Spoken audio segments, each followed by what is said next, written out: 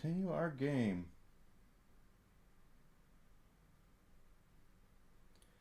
Da da da da doo doo doo doo doo. Man, that's weird. Not really, but what do I expect? All right, everybody, welcome. My name's Enigma. I am a variety streamer here on... Oh, let me hit this. There we are. I'm a variety streamer here on all your favorite streaming platforms. I'm on Twitch, YouTube, Kick, and even Twitter. So, my girlfriend's out of town again. So, last night she's out of town. She'll be back tomorrow. So, I figured I would take this opportunity to see if we can get through Final Fantasy VII Rebirth. Okay, so... What the heck, dude? Okay, there we are. So that's what we're doing today. Definitely hope everyone's having a great week so far.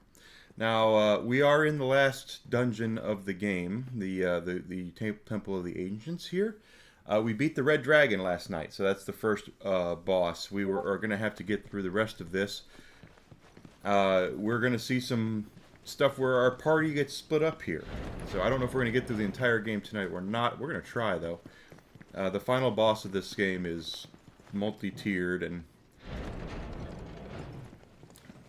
kind of annoying, quite honestly.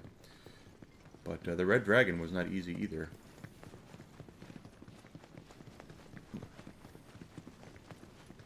And we still have another couple of boss fights to go. Alright, here we are. This is the next level of the temple.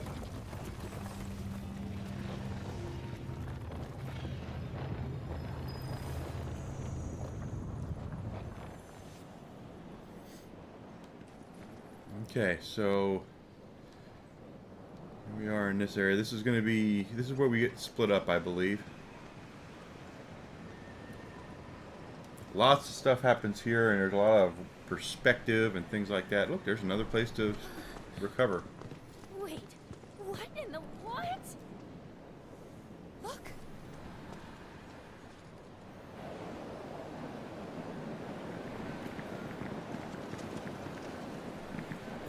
It's the Turks and some soldiers.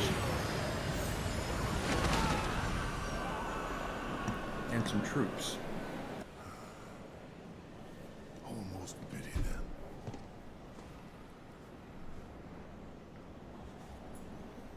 I think the live stream's angry. Probably. At least, that's how it feels. Hey, Aerith? Do you think you could explain that we don't mean any harm? I don't know. Doesn't want to listen. I mean, I'll try. I'll try.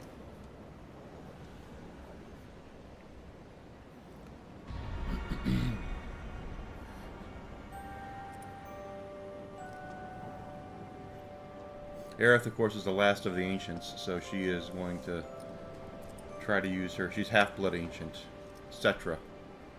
We'll see what happens here. I think I've got this. Well, maybe you do, maybe you don't.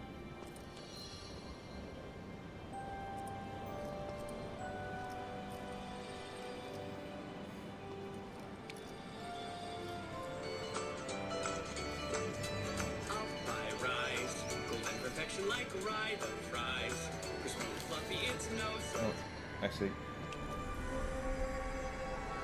I'm gonna turn down all this crap.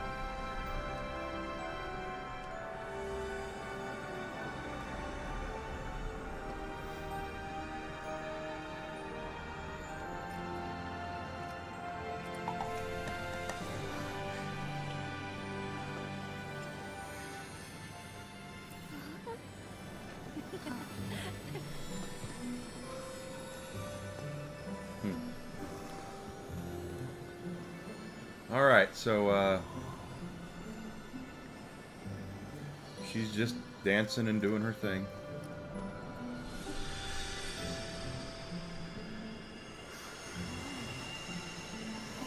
Ancient stuff. She's doing ancient stuff.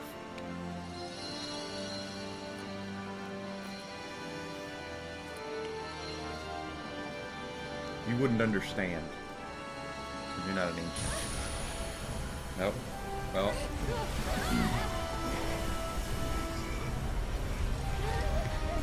As I said, we get split up. So my good team here of Cloud, Tifa, and Barrett are going to stay together, and Aerith and Red and Yuffie. Is our priority. We have to get to it first. See how he's different? He is so much different. He's so obsessed with the black materia, and that's because he was told to be. They're with Aerith. They'll be fine.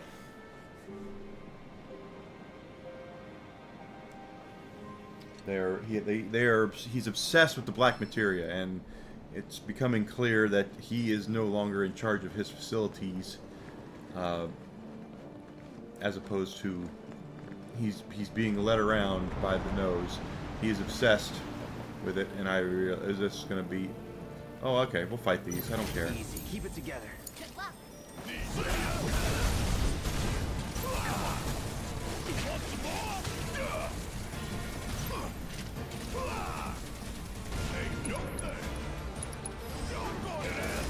Barrett is really good against flying enemies, so. Get your ass out of here! No surprises there. Not really. So remember to look around for goodies. There are goodies here, and while I've already beaten this game on this save, with all of these, I have all the weapons already. The final weapons for 6 out of the 7 characters are here in this dungeon, so make sure you're looking around for those. Are they the best weapons? That ends up on your playstyle. I would not tell you to alter your playstyle for me. I do like the Slipstream Saber's look, though. That's pretty awesome. Hey there, I Like Cheese. Good to see you. You're on Kick and on Twitch. Good to see you. Get your shit together. Oh, you got to fight now. Deal with that. How are things going tonight? Thanks for coming in. Ah, macerate. Is that what we're doing today? I'm just gonna. There we go. That thing's a pain in the butt, so just take him down. The riot troopers have the shields. You want to watch out for those. Hit them in the back, as they will block the shots, and with the shield, as well as if you're doing melee, it will just bounce right off of them. We'll just bounce right off of them, baby. Alright, so kicking all the goodies.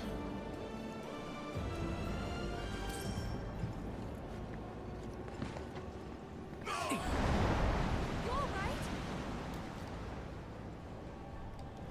I almost forgot about those goodies.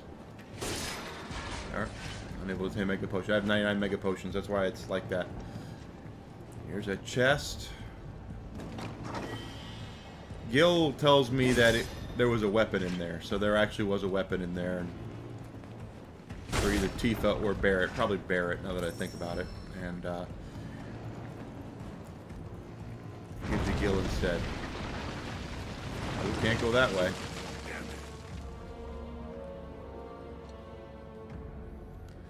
No, that's not going to work, is it?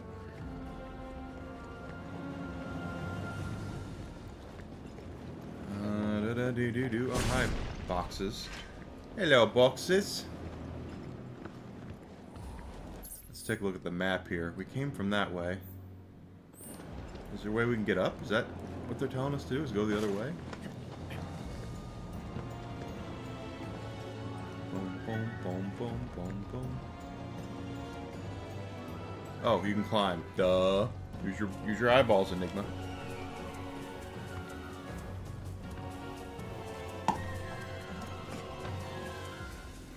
Ah, it's good bourbon. So good I bought another bottle of it.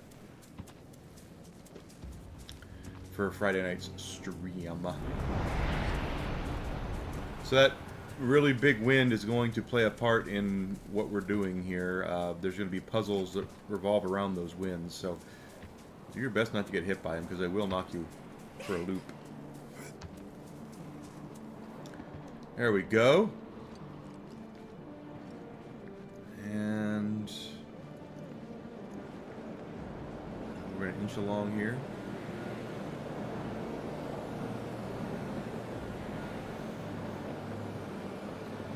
Da, da, da, da, da. What is this?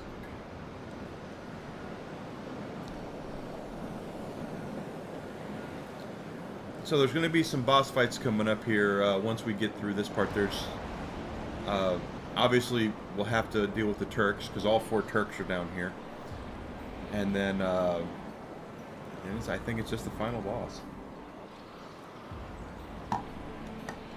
And since this is a Nomura game, as I said on Twitter today, it's not going to make a whole lot of sense the way that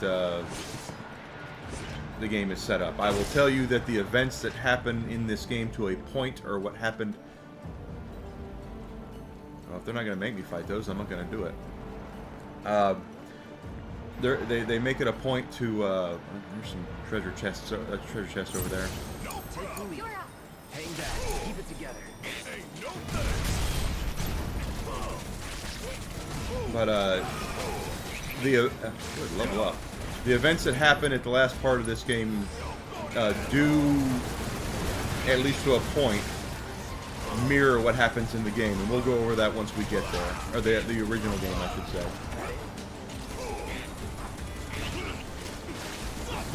Oh, Barrett was just about to do his thing. And he got turned into a frog.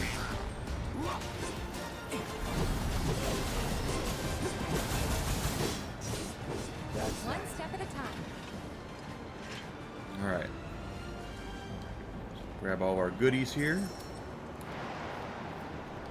But you're going to know, I mean, this is a Nomura game, so the last part of any Nomura game, just about, ends in some sort of bat crap crazy scenario where people are flying all over the place and there's fireworks going off and just a bunch of insanity with no real rhyme or reason to it. And the same thing happens in this game. And I will let you guys know when something actually happens versus something that actually doesn't happen. I will tell you exactly where the original game ended. I shouldn't say ended, where this game should have ended to coincide with the original game is what I meant to say. Alright, so here it's going to be a timed puzzle. Those winds are going to stop us. So we got to wait and run. Gotta pay attention. Same thing here. Now we can go this way. We're going to go this way because we're going to have to grab something. There we go. And it's this. We're going to have to grab this little sucker right here. Because the third one of the wind part does not stop. It'll just keep going. So we're going to use this to actually block the wind. So it doesn't... what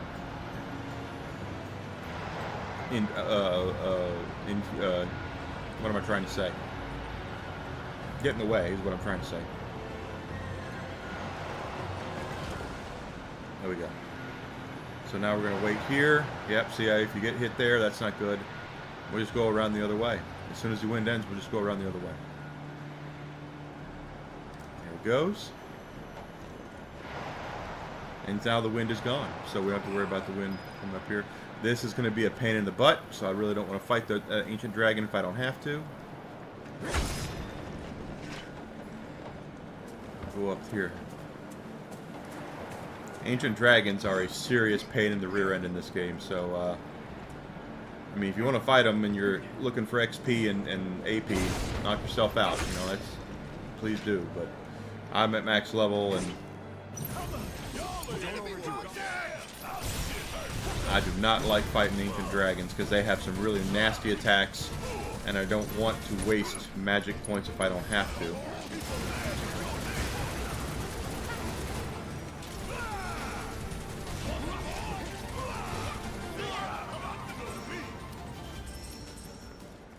Good deal there. Okay. So we can go this way. Nope. Yeah, just hit the box. Plume of Phoenix down. You get a plume of Phoenix down. A plume. Not to be confused with a tuft. There's a tuft of Phoenix down. Not in this game. I think it was Final Fantasy XII that you got tufts of Phoenix downs. Alright. There, so we're headed this way.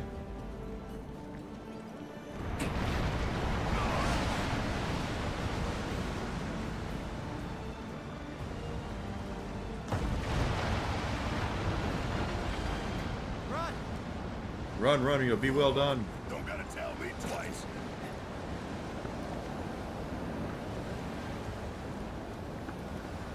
And we made it.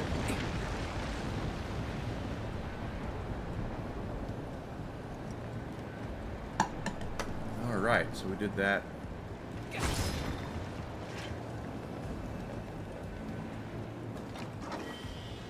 Two Giga Potions. Giga Potions are nice. Nice thing about items in this game, and I'm a hoarder. I don't know how other folks play RPGs, but I tend to be a hoarder. And I hang on to items for as long as I can. But the nice thing about items in this game is, unless you have a specific material equipped for magic, items are instantaneously used, while magic you have to kind of charge a little bit. Okay, it's These good. are soldiers. Hostiles! It's avalanche! Well, you figured it out. All right. Watch and learn.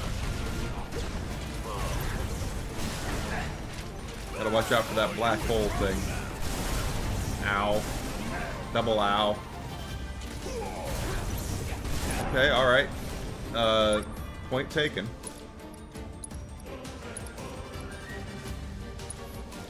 Check out this shit right here.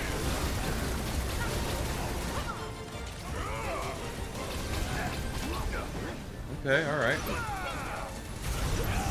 Holy crap stain. Alright, Cloud, do us a favor and heal Barrett, who apparently is getting hit with a black hole slam. He's about to go down. He's staggered. Now I'm going to use Maximum Fury. There we go. Not bad, not bad. We're going to get him down here. Oh, hi. There.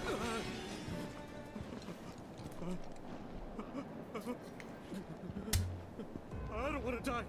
Please. None of us want to die. Cloud's still having his memory problems here. And as we've... Death. Yeah, see, here he goes. Homecoming. Mm-hmm.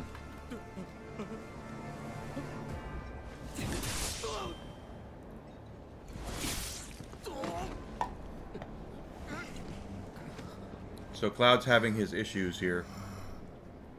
And that is one thing I've said. I'll say it again. If it's your first time here, hey Amanda, how you doing? Welcome in. If it's your first time watching me play this game, I'll say this game does a much better job of communicating with Cloud's issues. Oh, speaking of bosses. Hey kids, sorry we're late. Better late than never. Still owe you both the Sector 7. Could say the same for you.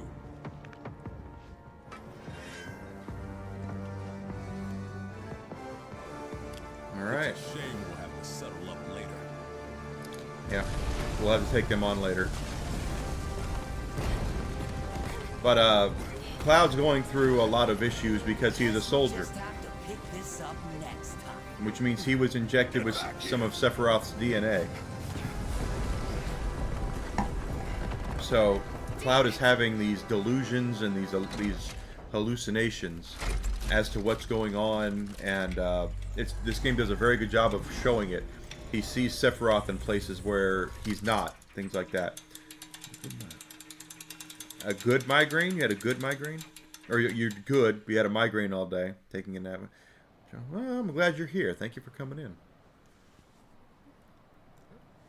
Oh, you're awake.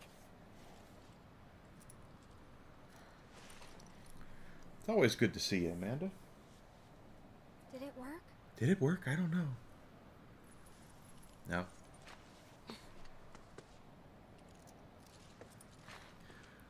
So unlike Cloud and everybody, with Aerith, we're going to have to fight just about everything because of what really she screwed does. up. You sure did. And don't beat yourself up. First time and all that. Just gotta keep at it. starting right now. We'll get through this, Aerith. Together. Oh, that's good. Yeah. I worked. Right. That's what I did Can't today. give up now. Worked and had, did my stuff like I usually do. Alright, so we can actually use this to recover if we need to. Aerith, of course, I don't like using her to fight. So if you are the type that likes to hang back and do her magic attacks, knock yourself out, personally I will probably switch to Yuffie. Yuffie does some really high damage attacks. I know, lots of fun.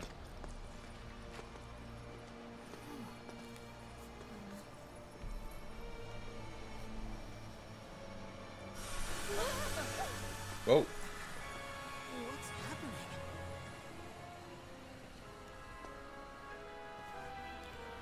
Craziness is happening.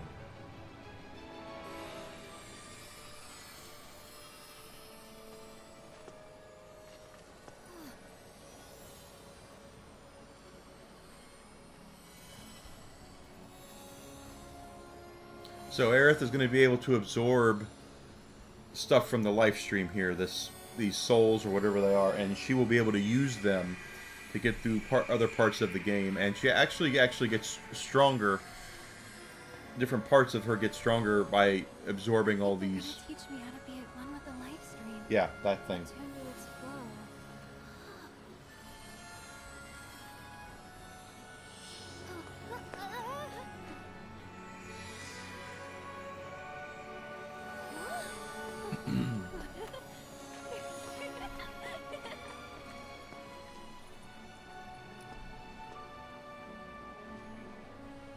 See, now that meter on the right shows us how much soul power, life stream power that we have. Aerith will absorb it. So she absorbs it from hitting stuff, like there'll be boxes we can hit that will drop those things, and also enemies that we defeat will have those things as well. All we do here is, this is how we, this tutorial, we look at that up there, right? And then we just start using the left stick to pour our souls and stuff into it. And once it's full, it starts to fix things. So we got that there. Welcome back, Amanda. Welcome back. So we've fixed that. And that's going to be what happens through this part of the game, is that Aerith will be able to absorb parts of the life stream that the game sees fit to do, and we will use those to advance and fix things, I suppose. And like I said, unlike Cloud and company, we're going to have to fight just about everything to get enough life stream force to unlock some of these things. So these should drop stuff. All we gotta do is hit them, and then we pray with the triangle button, and we'll absorb them. The dog wants to come out. It took the dog out. My dog's looking right at me because he wants a bully stick. He didn't want anything to do with me earlier, and now he does because he thinks he's getting a bully stick. Okay, pray. Just absorb everything you can.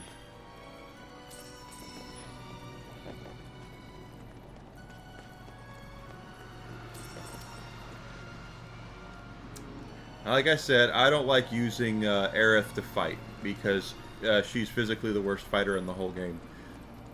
So I'm going to use Yuffie or Red here to take these things out. I got Red right now, so. That frog first, so I don't get turned into a frog.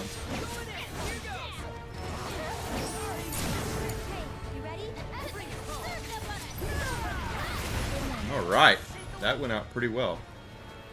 And we pray again and absorb those. So that's going to be the modus operandi at this part of the game, is to go through and make sure we're absorbing all the souls that we can. Now the game's pretty smart here. If we try to open something that we don't have enough souls for, we can always suck them back up. So Let's see what this happens when we do this. There we go. Okay, we fixed that.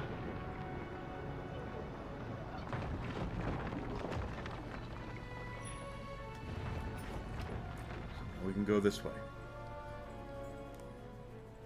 And remember, you want to fight everything. So if you you make sure you absorb all, you know, pray and get all the souls you can, all the life stream that you can, because you're going to need it.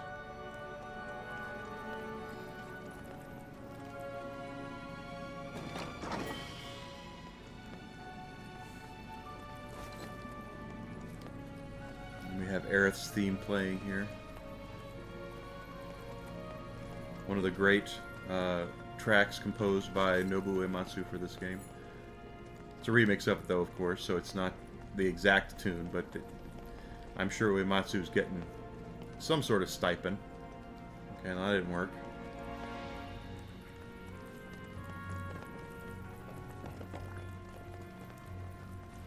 Since he wrote the music for this game.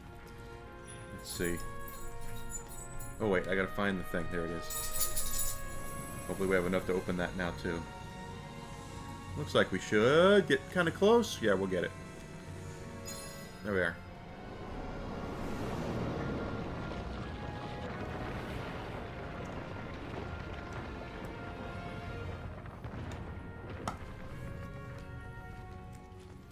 So I've done all of that. Let's go over here and see what we have over here. You don't think anything bad will happen to them, do you? So long as Cloud can keep it together. Tifa's just gotta crack the whip a little. Tell him to snap out of it. That's about right. I mean, who wouldn't listen to Tifa? I'd listen to Tifa. Shoot. Alright, so we're going to go down here now. Of course, it does help being level 70, so it's not like that we're going into this completely weak and all that. My first time through, I think I was level 50, so I think that was a weapon. Maybe a collar for red or something. Alright, what do we got? Oh, there's something we can get some. Take it. Yep. Every little bit helps. Take them all. You will need the just about all of them, so because that is what's coming up. Oh, I hate to do this. You won't regret this. I already regret this.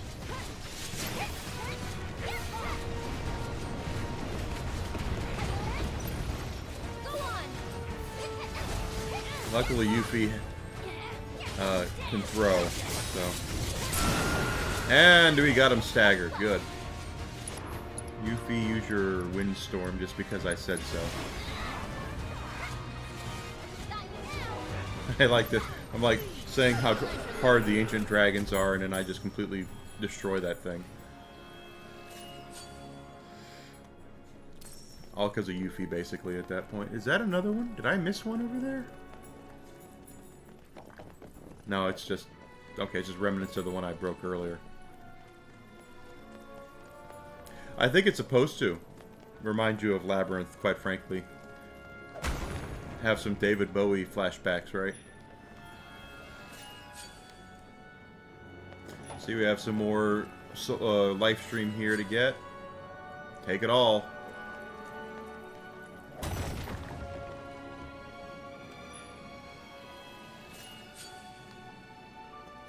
Alright, I just want to take a quick little peek. I don't see anything else we can do here. So this is where things get a little dicey, because you have to figure out... That one, I don't think we can open. Let's try this one. See if we can open that one.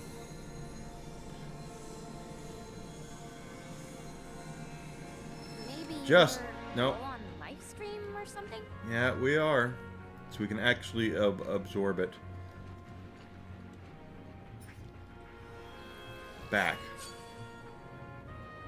I knew you were going to say that. What is the old adage about Bowie in that movie? Is that how many girls in the 80s lost their virginity to David Bowie in Labyrinth? There we go. That's the right one to do.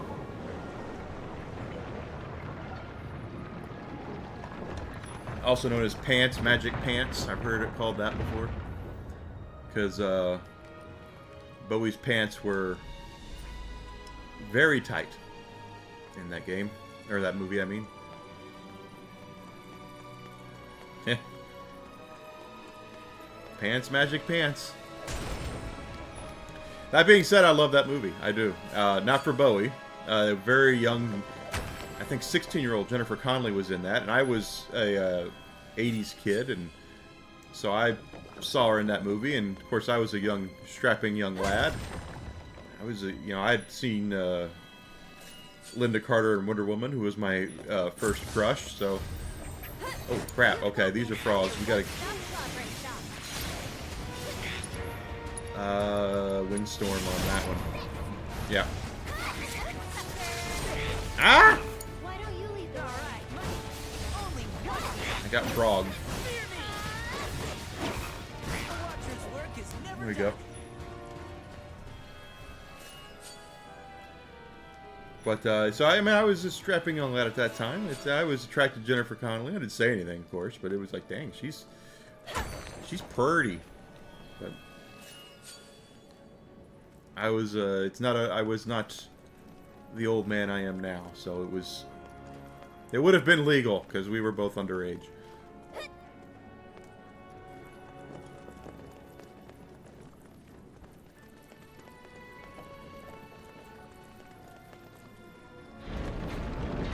But I do love that movie because it was, Jim Henson production, and it was the odd part of Jim Henson. It wasn't like the Muppets part, even though there were a lot of Muppet-like creatures in it. Ooh, wrong one to do.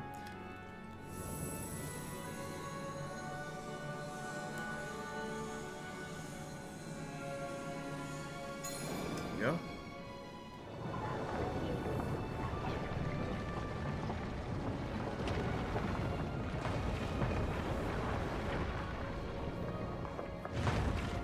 Yep, that's the last one to do right there.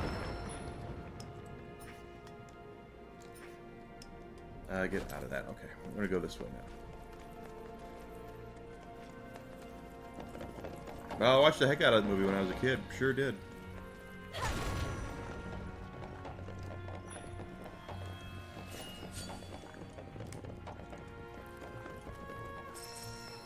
Take all your goodies. Make sure you're praying and getting all your live stream up too.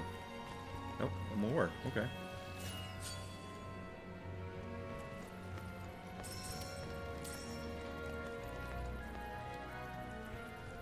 Over there, that's a pretty nasty customer right there. We're gonna kill him, but he is not as simple as it might look. So make sure you're prepared for that guy.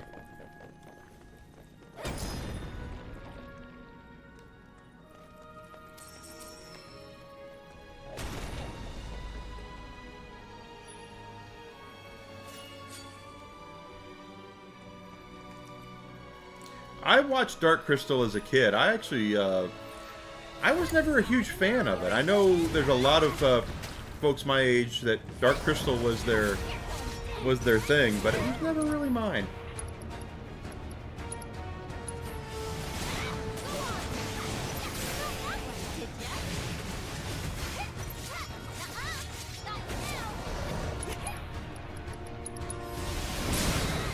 There we go. Nice.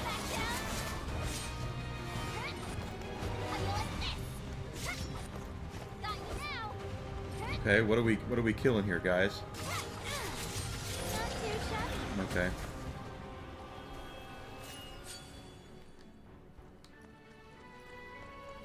Piece of materia.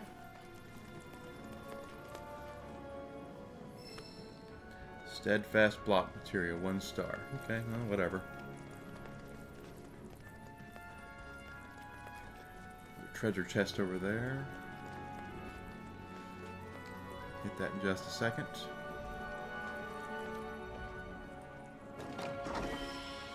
Sapphire! Sweet sapphire. Take that. Alright, last thing is that nasty customer right there. Let's take this guy out. You can do it. You're in fun.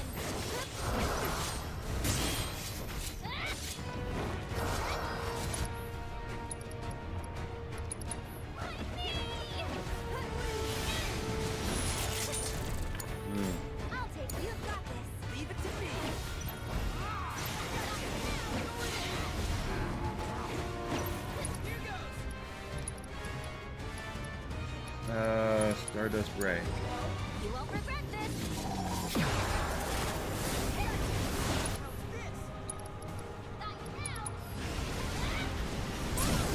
There we go. We got him now. That was a lot easier this time.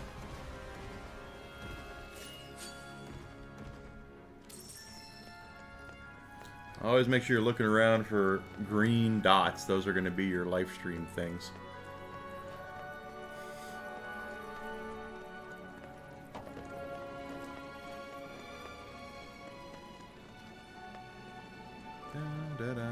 Okay.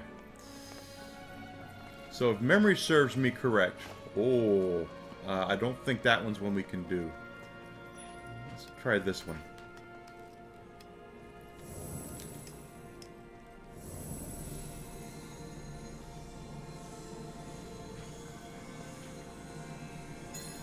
Yep.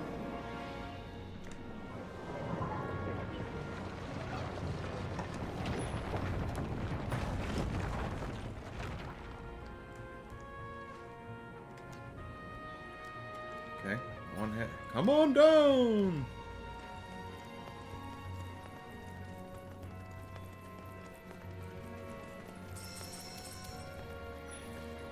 We're praying, baby. Pray, pray, pray. Get yourself some life stream, baby. Life stream. Treasure chest. Elixirs. Elixirs are nice. They refill your health and magic points. Very valuable.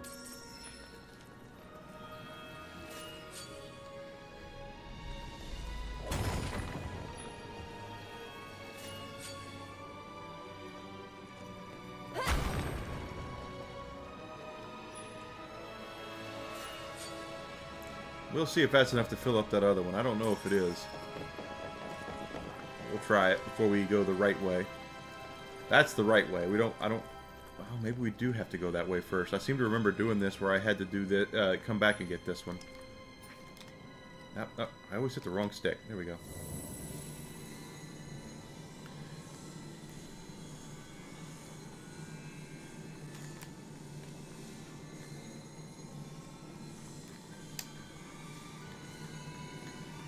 Yeah, I think we're gonna be just short. No, it's not. Okay, good. Good.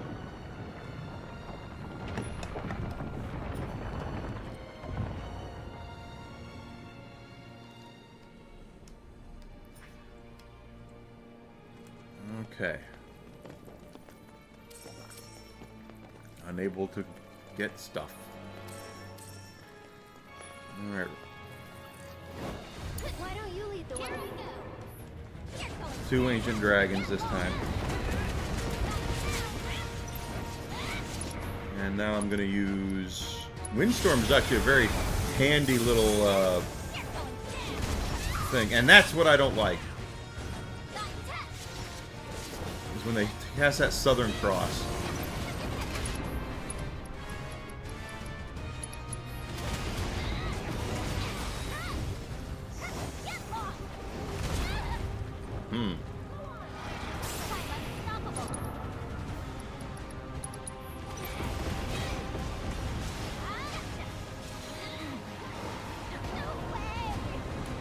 Okay, Yuffie, I gotta heal Yuffie here. Oh, no, wrong one. This one. There we go.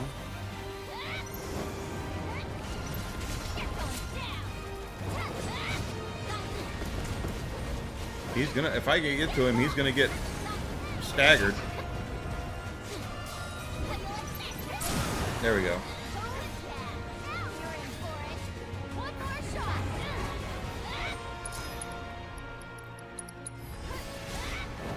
Oh, that's not bad. Okay. Ah, he hit me with that. I hate that. There we go. Yeah, we did okay. Not my best. Alright, so we got those guys down. Remember, these are all full of live stream stuff. We want to make sure we hit all of those. Not to mention just find them kind of laying around, so take them.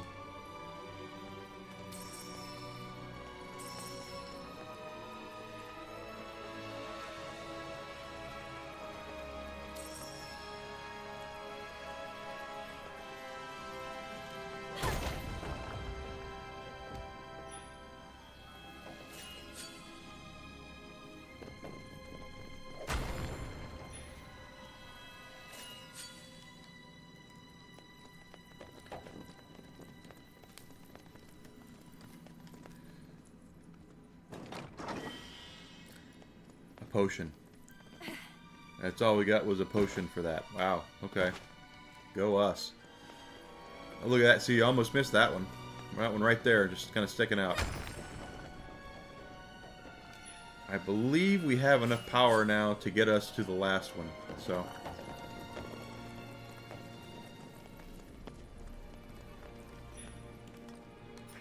I always hit the wrong stick.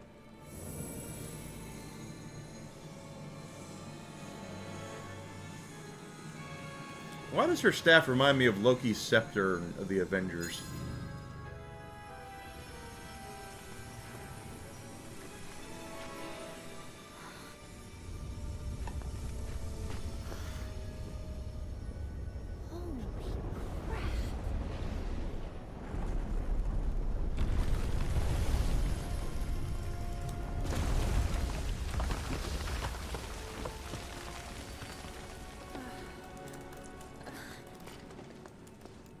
How about we take a quick breather? Good idea. Can't go letting our girl wear herself out.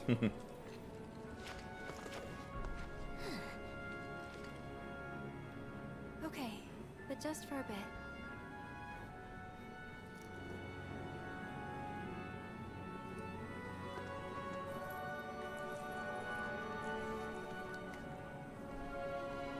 Okay. We go back to Cloud and everybody now. Damn it.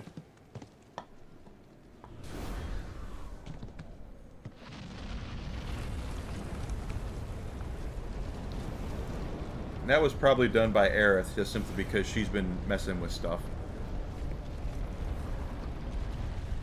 What?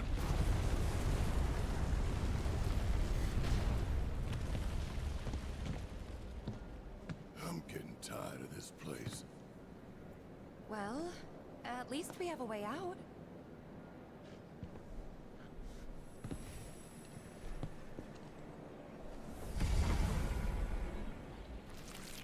Okay. Turned into a frog. Oh, what now?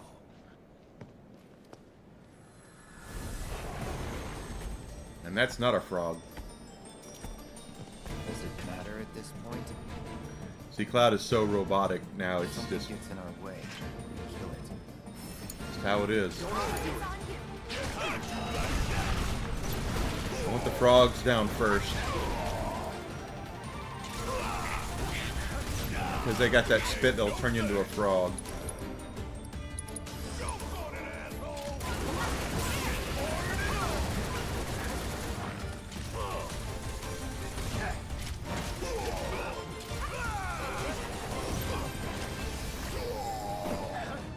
Alright, is that what we're doing today? Because you're doing this. Let's go. The closer we get to the end of the game, the more driven and more mindless he really becomes.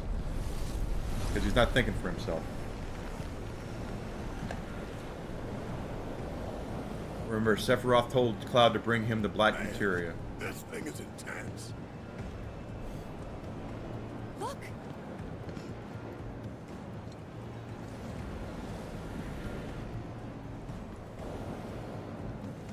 I see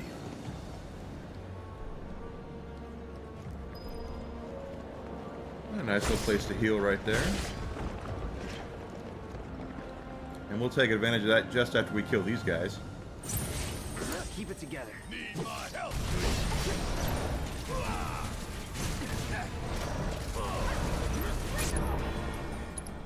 Check out this shit right here.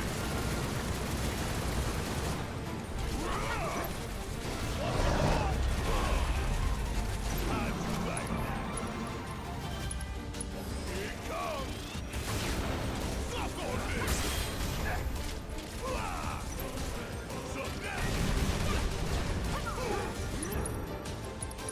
Yeah, so basically, I think Cloud is not really thinking for himself right now.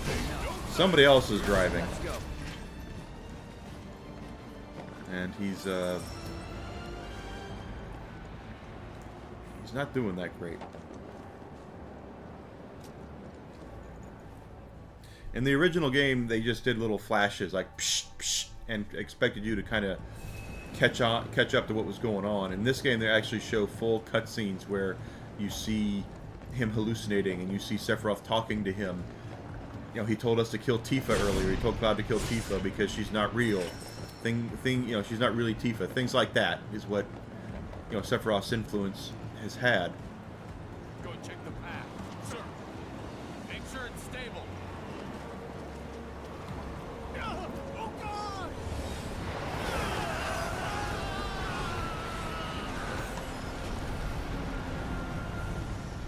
Well, Get the feeling we're not welcome here. you think, huh? But that was actually very poorly communicated in the original game, was Cloud's real relationship with Sephiroth. That was something that was kind of... You knew they had some sort of relationship, and according to Cloud, it was because they visited Cloud's hometown together, the whole Nibelheim thing we saw at the beginning of the game. Well, we now... they said at the beginning of this game, once we saw the flashback, Tifa said Cloud was never in Nibelheim for that. So how Cloud knows about the events, she's quite unaware of, quite honestly. And Cloud still believes that to be true. But he's started to remember Zack, who actually was in Nibelheim. And to be fair, completely fair to Cloud, Tifa doesn't remember things exactly correct either. At least from the original game. She didn't.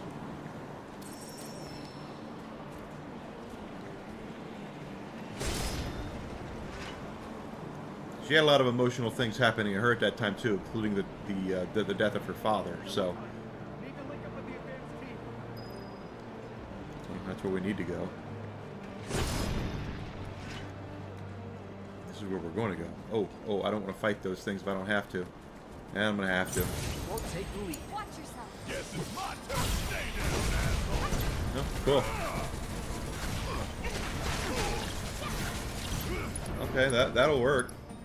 Hope you don't mind, Papa. Take that guy down, and now that one's pressured too. Okay, easy enough. Just like that, okay? But it was revealed early on in this game that Tifa doesn't remember Cloud being in Nibelheim for the destruction of Nibelheim. So that's something that she is very aware of. That she doesn't think Cloud was there, and Cloud fully remembers being there. Both of them are right, and both of them are wrong. So go figure on that one. We could try using that. I think we're going to have to get into a fight first.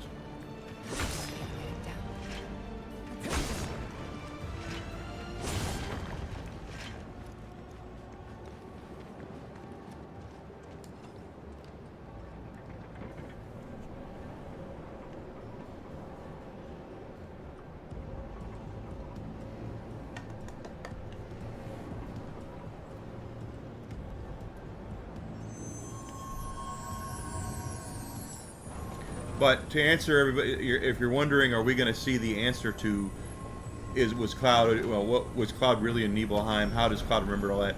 That'll probably happen in the next game. It does not get answered here. All I can really tell you is that Cloud remembers it one way, but he sees it through the eyes of Zack, and he now remembers about Zack. He doesn't remember his connection to Zack, at least not at this point. Tower doesn't look too sturdy. Think we could knock it over? But he will remember Zack.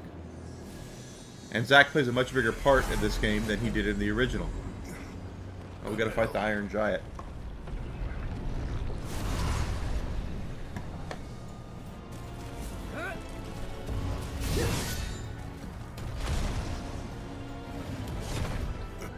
I say we put this big asshole to work. Keep it together. Need my help, Suck on this.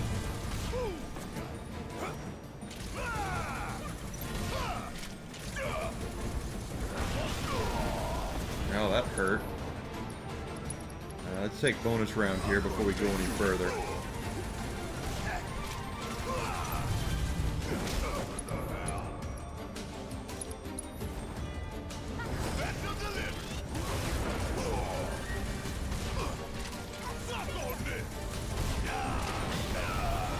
Holy crap. Okay, well, Barrett's got a lot of hit points, so. Stay down, asshole. Here it comes.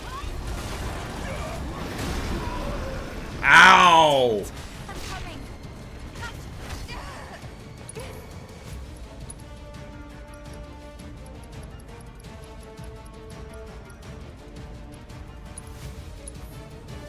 Kept you waiting?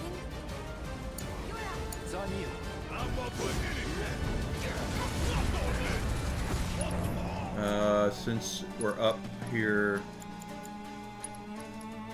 Oh, wow. This is, good.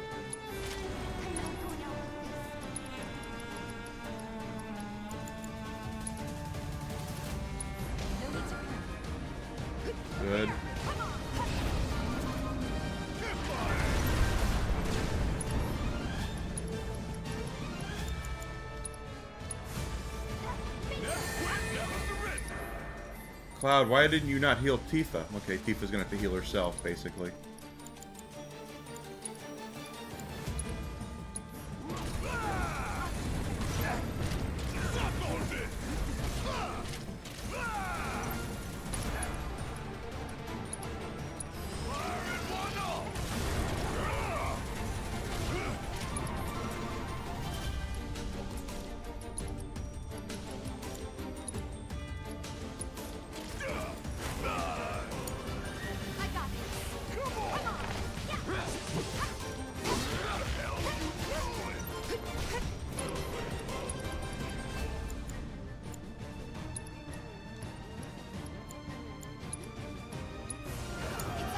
You need a breather.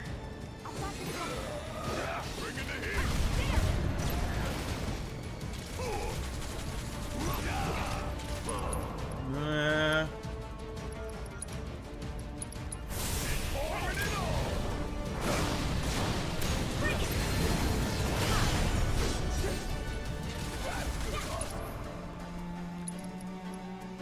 Ground. Jesus! I don't think he has raise. He does not, so we'll just use Phoenix down on Barrett. Hang back. Cloud, you're supposed to use a Phoenix down on Barrett.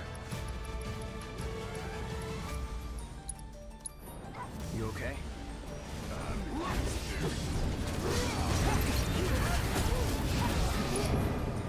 Oh well, at least we have a limit break here. Let's use that on this big SOB.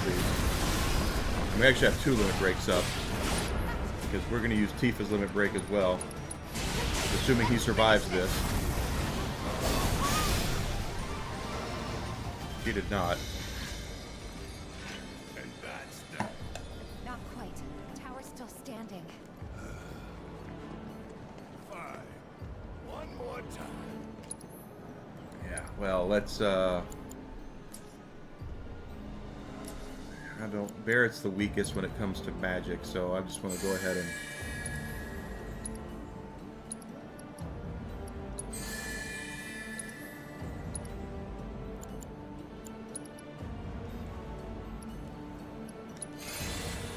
Okay. Nope, wrong button.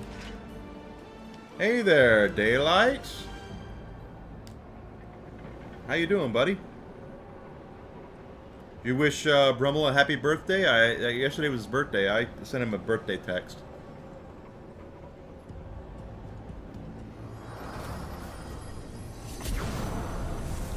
Doing fine, bud. Do we have to fight him again? We do! Oh, I'm not prepared for this.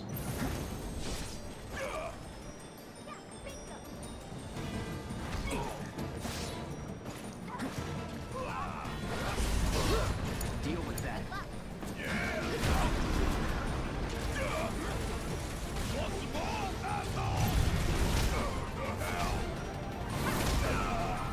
Okay.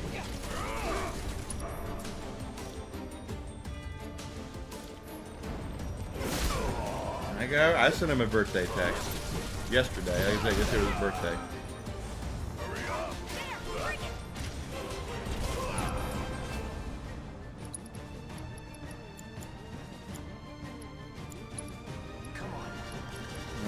Okay, he's gonna hit Barrett with it. Barrett, use your ability to focus shot this SOB. So who are your Jets gonna pick with the 10th pick overall? I think I know, but who do you think it's gonna be?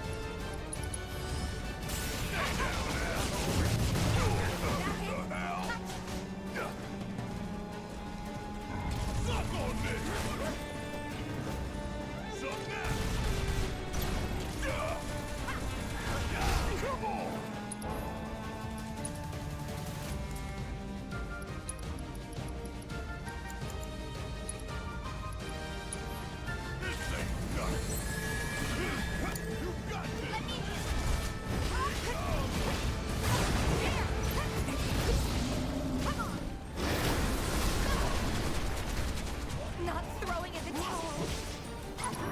Oh my gosh, I'm just sucking it up here.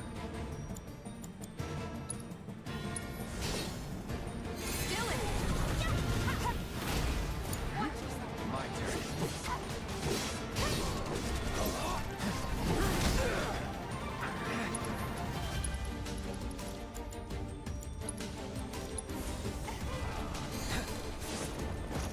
turn. You're not a Jets fan anymore. Bowers. Yeah, it'd probably Bowers. Assuming that he's still there. I'm guessing that if someone really wants Brock Bowers, the Bears would be more than willing to trade the 9th pick. Because the Bears only have, what, 4 draft picks this year, so... Granted, 2 of them are in the first round. But...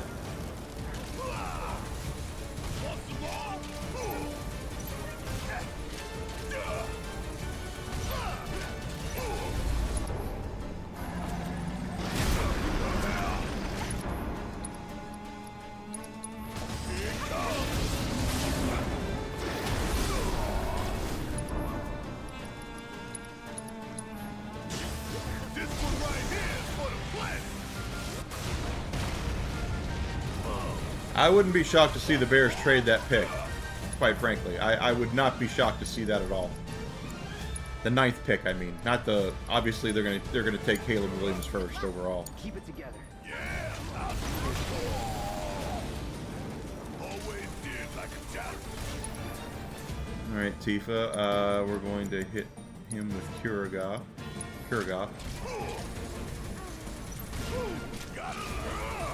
Jack Bauer, no. Brock Bowers. What? Tifa, why didn't you heal Barrett?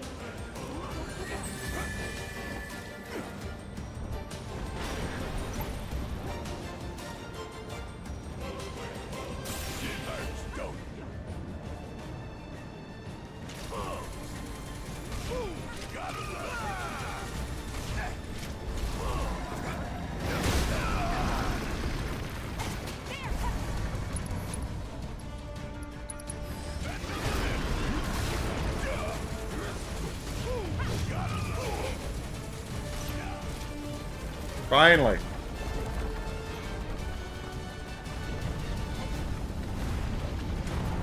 You think they're going to take him? I don't know. Worked out pretty good, huh? I do think the Bears are going to look at trading out of the 9th pick. They'll fleece somebody. What? Look at it like this. What if the Bears have the 9th pick, and I mean they do have the 9th pick. What if the Vikings want to jump up and get McCarthy? Let's say McCarthy falls to 9. Bears trade the 9th pick to the Vikings for the Vikings' 2 first-round picks and another pick that the Vikings have. That would be a trade I would do all day long. You get the 11th pick and the 20-whatever pick. I would do that. I don't know if the Vikings are going to do that, or the Giants. I think we're going to go 1-2-3 quarterback. I think that's going to happen.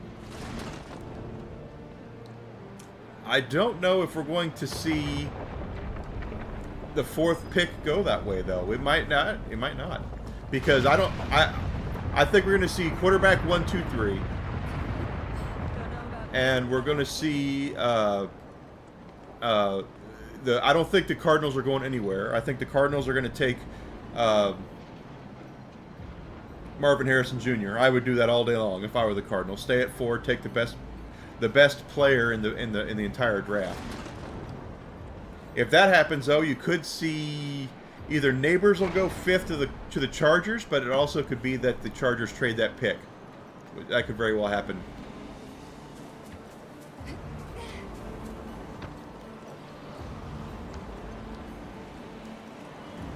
Wait. We're gonna go back up here and heal.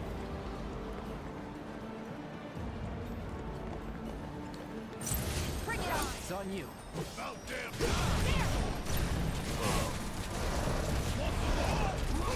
I don't know if the Giants are in the market for a quarterback at this point. Could very well be right, but supposedly Danny Dimes, they're sticking with Danny Dimes.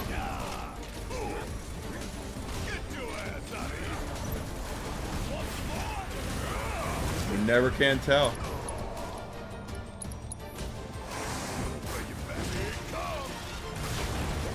To me, the Cardinals are in the best position because they're gonna get the best player in the draft. Marvin Harrison Jr. is the best player in the draft, and it's not even close. Well, but they're still going to pay him $40 million this year. So give him a shot when he gets healthy. If he's good, that's great because he's shown he can be good. And if not, then you reload next year. You get a high draft pick and reload next year. Maybe get the best quarterback in that year's draft.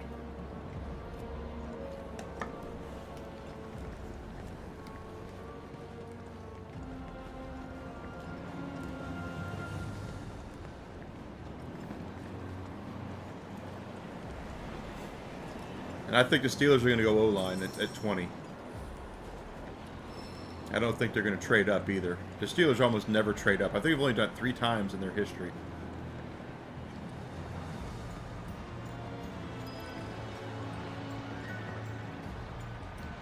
You think? Well, that was when the Steelers drafted Pickett in the first round, with the first overall quarterback pick in the draft 3 years ago, or whenever they drafted him. That's what happened, is they got a guy. You know, they didn't get the second coming of Ben, they got a guy.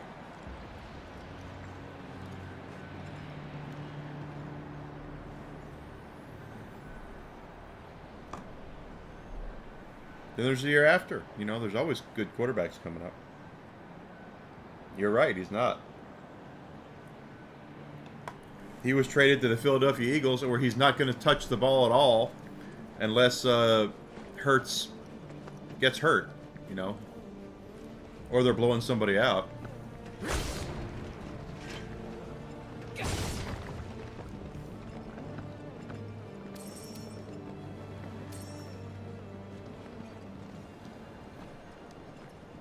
Sounds like Pickett had a really bad attitude. That's why they got rid of him.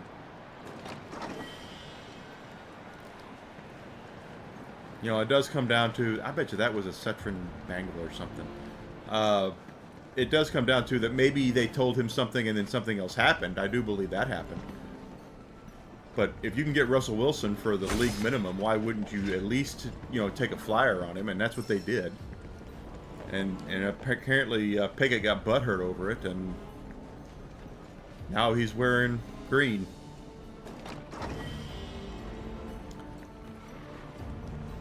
You know, no one's owed anything. That's the thing that kills me about these kids these days, is that no one's owed anything. You can basically, if someone better comes along, someone better comes along.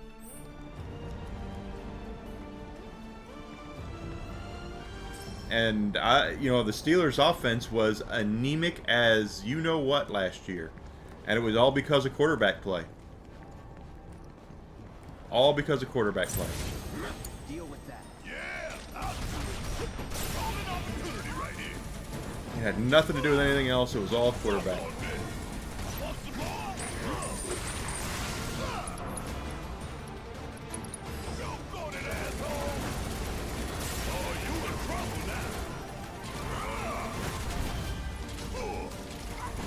There's a heal spot up there. That's why we're doing this.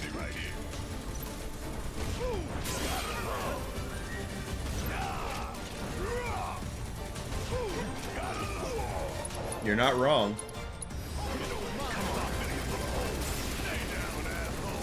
Nothing to it. He was drafted in the first round with the Steelers' first pick. He thought it was going to be the second coming of Ben. When he played this last year, he sucked. And now, granted, he played under Matt Canada, so it's not like he had a great offense to go with to begin with. But at the same time, it's like, you know what, if you want your porridge, you got to work for it, brother. You can't just expect to get that spoonful of porridge for being the first pick of the Steelers in the draft 3 years ago. You got to work for it. And he thought he didn't have to work for it because he was the first pick in the draft for the Steelers 3 years ago.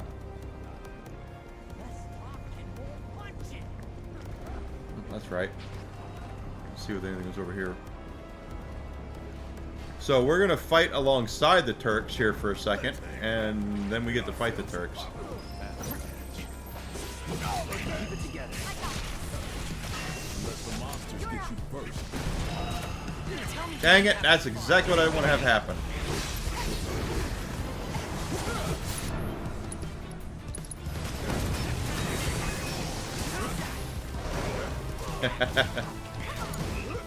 Is Zach Wilson, is he into that? Is he into the moms? Is that what he's into?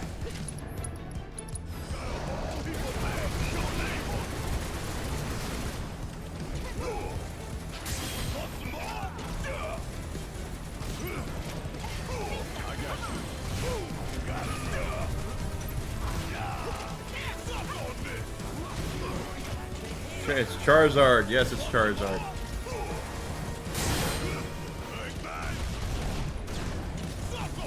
Wow, I didn't know that.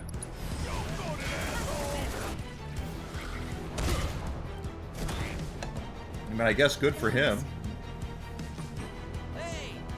Everyone's got their itch to scratch. I guess that's his.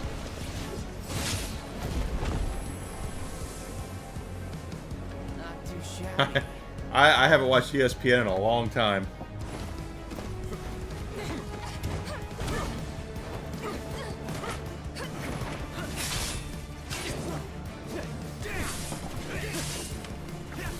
Oh, you know, look at what websites he subscribes to online, you know.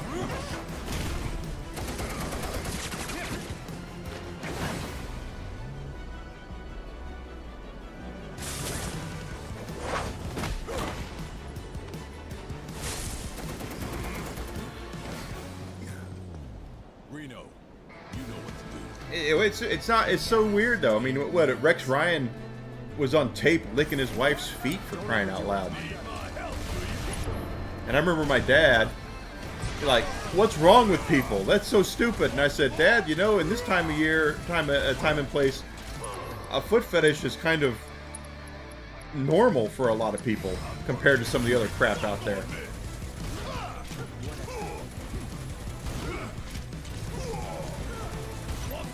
Oh, that's funny.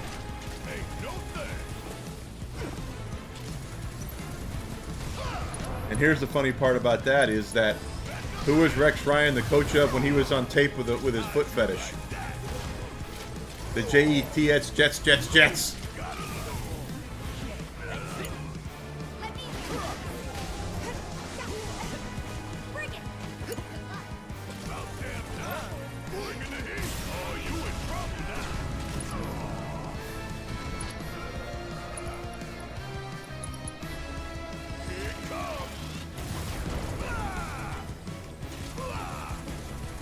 We need to pressure Reno here. Get him staggered. Reno's about to get staggered. Here we go. Good. Pour it on.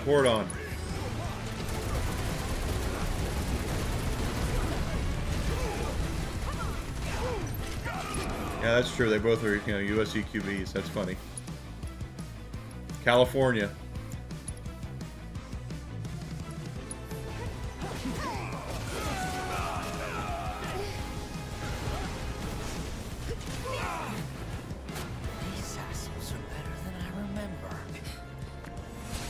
Barrett is a nice character to kind of hang back and chill with, quite frankly. But still not good enough. Uh-oh, someone just saved Cloud. Back to plan A then? We kick ass and take names. This is up now. Damn it. Suck on this. What's wrong? One shot at a time.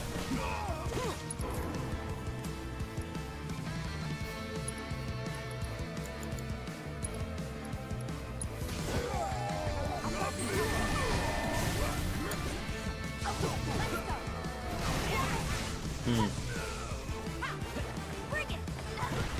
Come on, once I time it right.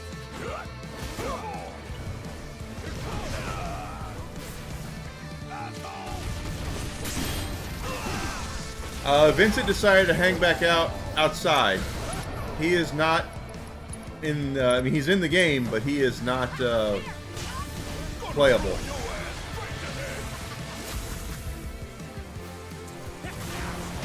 Neither is Sid, for that matter. He's in the game, but you can't play as him. All right, Cloud, we need some spells here.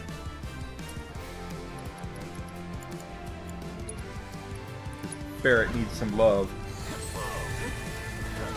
You better watch it. He's a lot of ladies love old Vincent there. I chose the wrong skill there. It's all right though. You asked for it.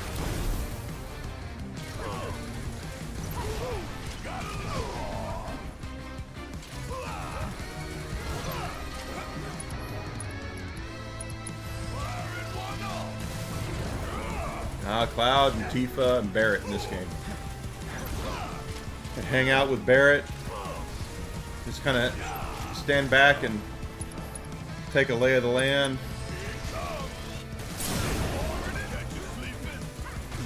Stagger guys.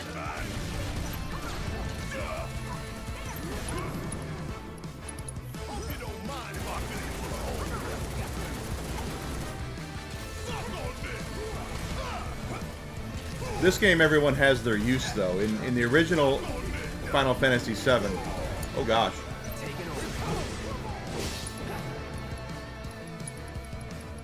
You could basically just kind of swap out whoever you wanted to, you know? That's how the game worked. I'm ending this. It's on you. Need my help, do you? Got a whole heap of bad with your name on it. Bring in the heat. You got him here. In this game, it's much more... you know, everyone's got their use for some reason, for some situation. Barrett's obviously just kind of a sniper back here.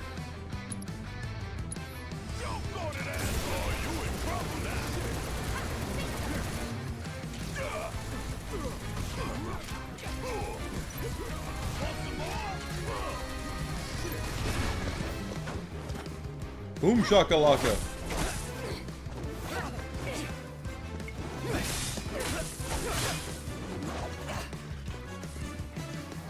Ready to settle up, because I've been waiting for this.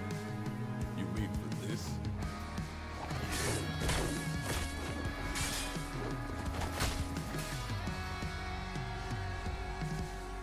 This is for Sector 7.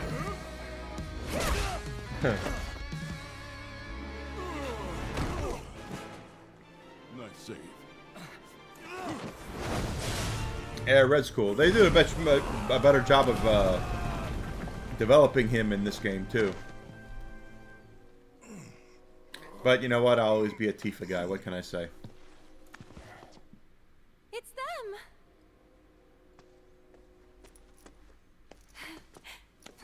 I'm so glad you're all okay. Right back at ya. To get a room. We're lucky you didn't crush us.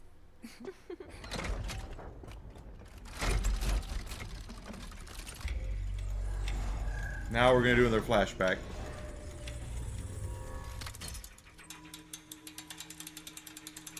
just several hours. We have to get to the spot where Aerith actually saves Cloud and... Well then, shall we? You sure?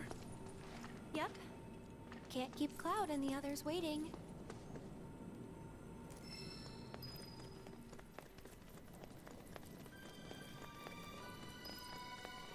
Yeah, I do think the Steelers are going to go O-line with their pick. 20th is not a sexy pick, which is honestly why the fans are really in Pittsburgh are kind of upset about Tomlin. Is he's never had a losing season, which is all great and everything, but because of that, we've never had a chance to really reload in the draft with a high draft pick. You know, we've always had. I mean, the best draft pick we've ever had in a round was. We were the first pick of the second round last year because we ripped off the Bears. So, I mean...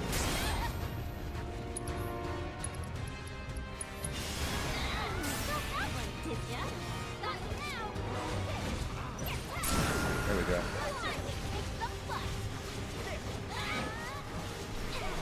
Otherwise, we're always in the teens or 20s. That's how the Steelers have been. And it's just been, you know... Fans are like, we need another... The last time we had a top 15 draft pick in the draft, we drafted Ben, so...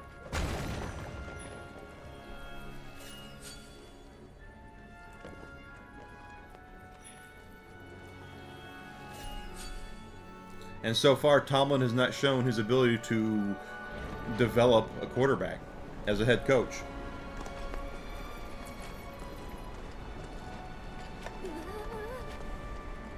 Dude, we gave you Chase Claypool, and we got Joey Porter Jr. with that pick. I've got it this time. You'll see. I would. Joey Porter is it's going to be a great cornerback, and that's where the Steelers have always lacked is in quarterback. That's true.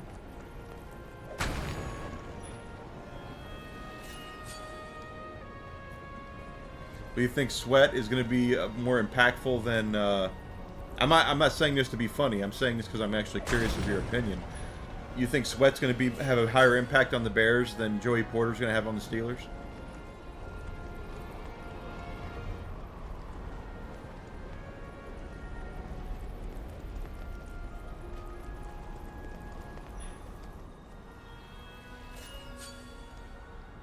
Don't me wrong, Sweat is great. I'm just curious as to what you think.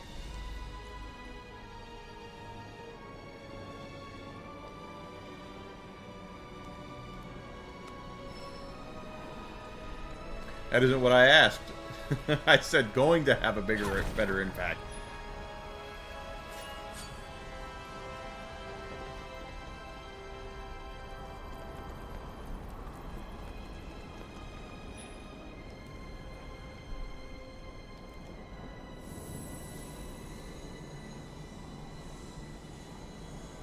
The Bears are in a good position, quite frankly. I mean, they've made a lot of really good pickups in the offseason. They're going to get the best quarterback in the draft with the #1 pick. They're going to be pretty decent, as long as Williams can actually play this season.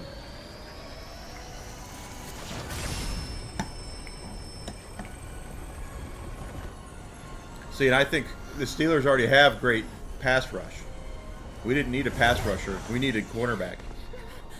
The Steelers' big weakness has always been defending the pass. We've had great safeties, but we've never really had really good cornerbacks. And now we do. We have a great cornerback, so... So it's their fault. Let's make him pay. We do. His name is Highsmith, Alex Highsmith. That dude's awesome. He got paid this last year. He deserves it. Let's go this way first.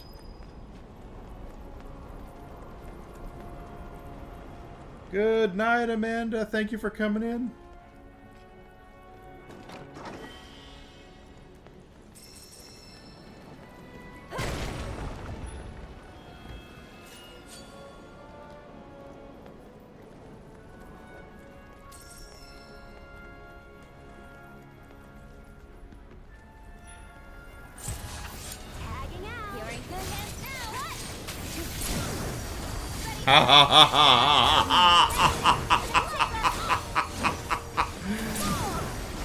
Yuffie just opened up a can of you know what. Moving on then. Oh yeah, pray and get all those. Get all of those.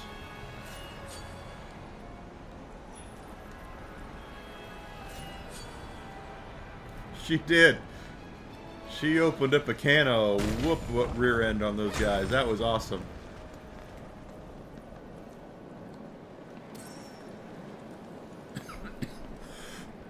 Pardon me.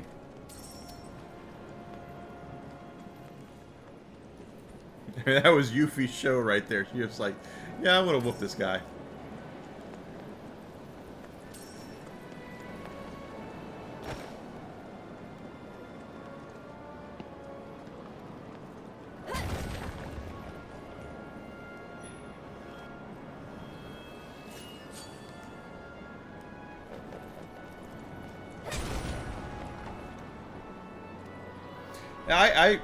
There are some drafts that are saying the Steelers will draft a cornerback with that pick. I don't see it. I think we'll do a lineman.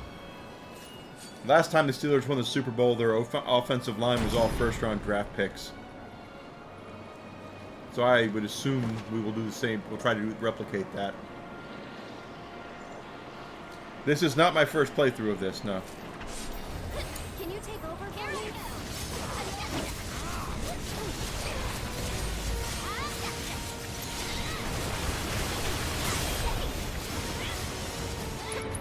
Hayward's got another year or two left in him, I think.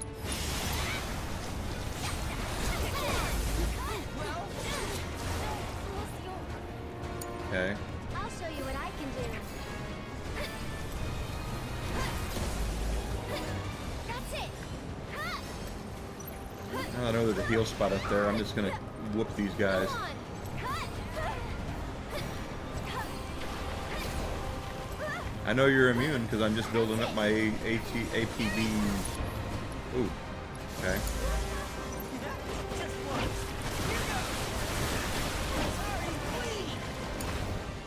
You insist. So it's my turn?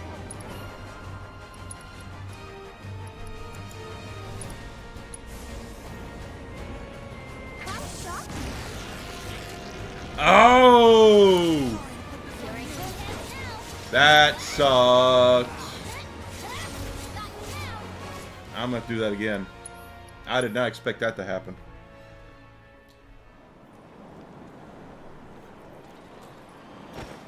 You know, you go defensive tackle next year. You go, nose guard next year. The Steelers' defense has always been about putting a big, huge man in the defensive line on the center of that line, so no one can run.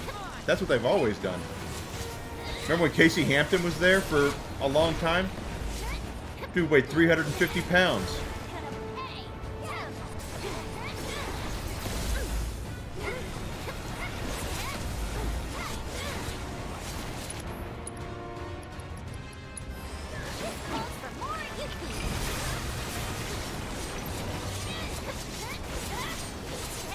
Casey Hampton was a big 350-pound man, athletic as could be, stood right there in the center of that defense, and anyone who ran his way got eaten up. He would just eat them up.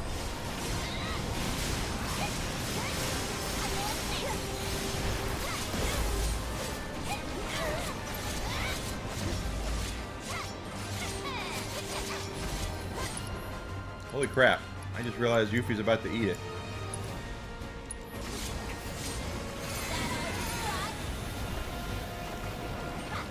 I believe Hampton was a Longhorn, if I'm not mistaken. Texas Longhorn. I'll take care of him. Keep up the pressure. Dead. Coming at you. Now, a while.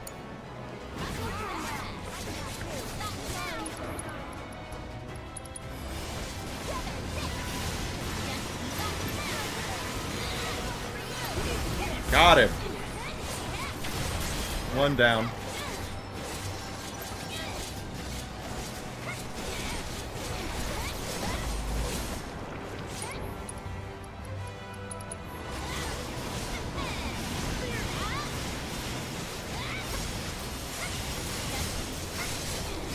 Much better this time, Yuffie. Much better this time.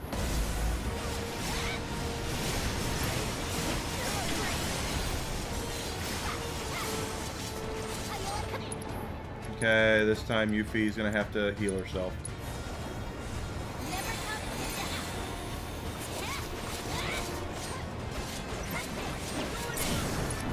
This is gonna hurt him a lot more than it's gonna hurt me.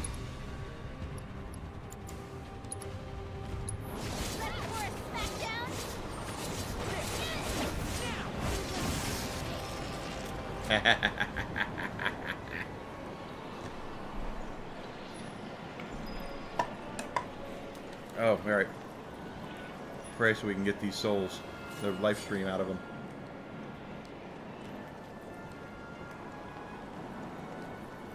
Yeah, for those who are kind of unaware of what we're talking about here, for a long time the Steelers had a nose tackle, which is the guy in the center of the defense. They drafted him out of Texas, Casey Hampton, and he was a huge man. Is a huge man. He's still alive. He was a huge man, and basically anybody who came his way, they would try to run the ball on the Steelers that ran towards him. He just picked him up and slammed him down. The dude could just go, and that has been the Steelers' MO for a long time, for better or for worse, quite frankly. I mean, let's be honest here. You can do it if you insist.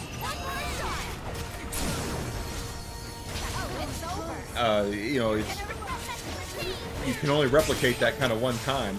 They've never found someone to really replace Casey Hampton. And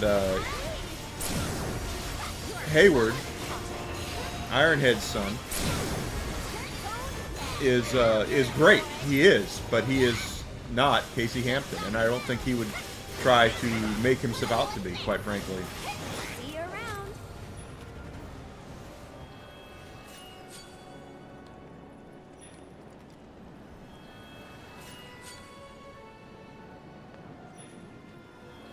And that's how the Steelers had the #1 defense in the league for several years running, is because no one could run the ball on the Steelers. They had to pass it, and it's back before basically it became a passing league. Everybody was still drafting running backs at that time, and nobody could run on the Steelers. Nobody could. Every time they got beat in the playoffs or the Super Bowl or whatever, it was because basically they ran into some quarterbacks that could pass the ball on them, and they ran into, you know, the diva wide receiver wasn't even a thing at that point. Where, you know, Randy Moss came in, and he was like the first real diva wide receiver. Before that, there was really none.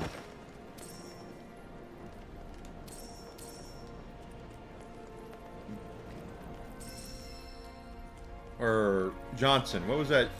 Who was the dude who told Terry Bradshaw that he would have been better if he played with him? I can't remember. Not Calvin Johnson. That's Megatron. But it was Johnson. Keyshawn. Yeah, Keyshawn Johnson. That's who I meant. Keyshawn.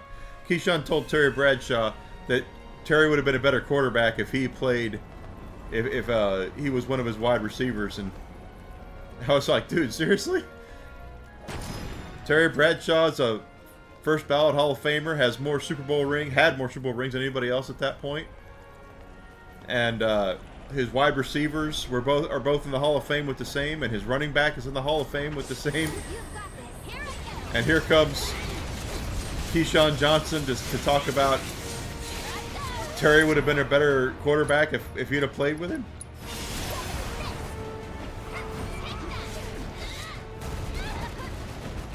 He was drafted by the Jets, wasn't he? That's right.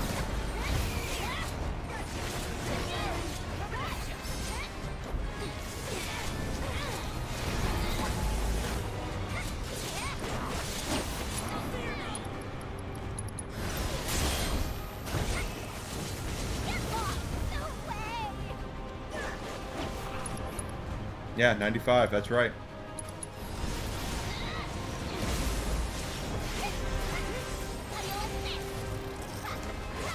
Now everybody's got a diva wide receiver. It's just normal. But the league has changed so much when you think about it too. It's basically gotten to the point where the wide receiver, Yuffie just ate it. wide receiver, besides the quarterback, is the most important position on the field.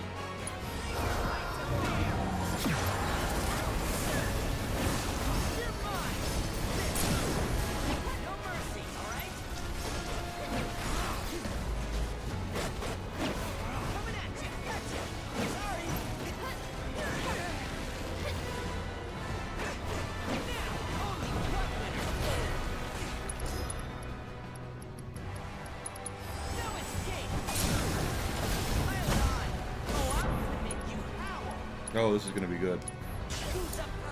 I'll take care of this. And catch! This one's for you! Nice. Yeah, it definitely favors passing. I think we're done here. It used to be you had to have a stud running back to control the clock. That's what it was. If you had you all looked for stud running backs to control the game. That's what and it still controls the game. If you can run the ball, you control the game. But these days now it's much more a passing oriented league. It's much more about, you can get 10, 15, 20 yards on a pass as opposed to running the ball 3 times and getting 10 yards. Much more high scoring than it used to be.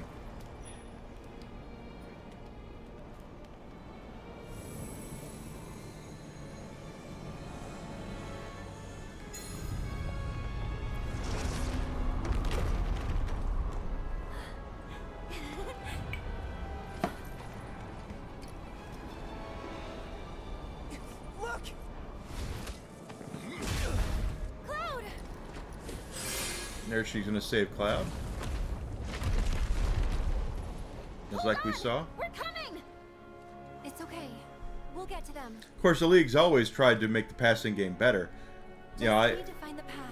Pass interference only exists because of the 70s Steelers. That's the only reason why pass interference exists to this day, is because the 70s Steelers, you had these guys would go down the field, these wide receivers go down the field, and 20 yards down the field, the safety would take their freaking head off. The league's just said, you can't.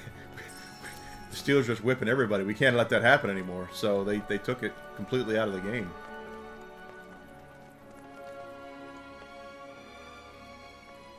They should have been here by now. What's the holdup? No, speaking of boss fights, Don't. Come on.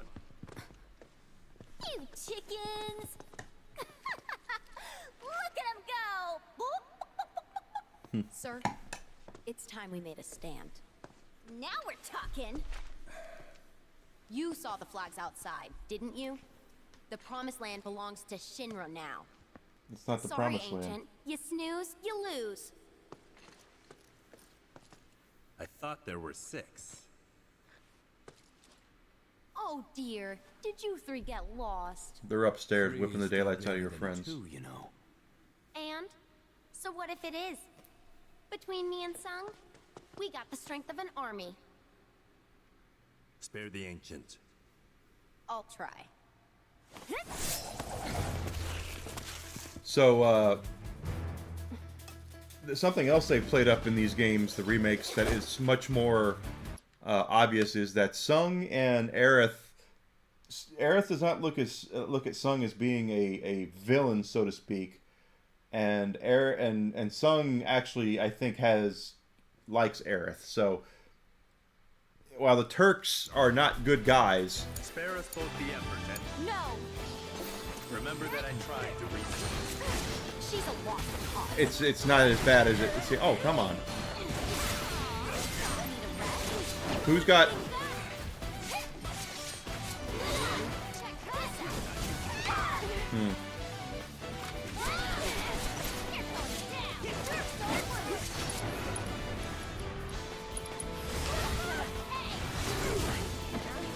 Oh wow, okay, that hurt. Let's go to red. Yuffie needs to heal herself. Yuffie's still out of it, isn't she? Yeah, she is.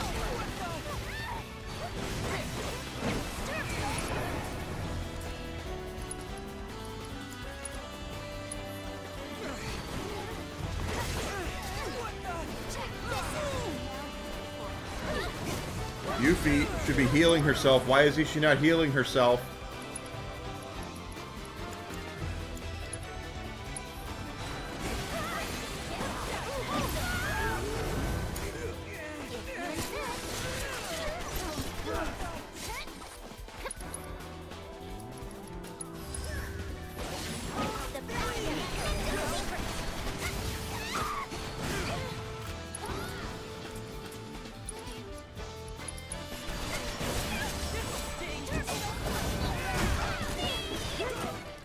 My God, okay.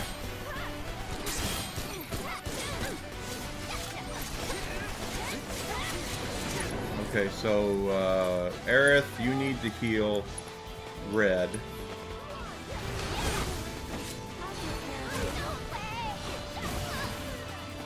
Okay, well. And Yuffie, you need to heal yourself.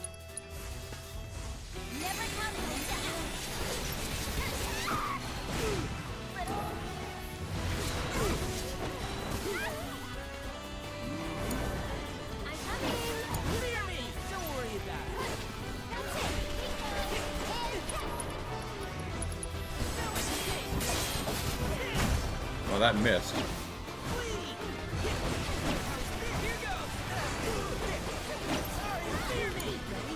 Can you take over for me? Right. Good Lord. I'll show you what I can do. This one's for you. Go on. Okay, alright. This is gonna hurt, and I'm sorry, but I'm not really sorry.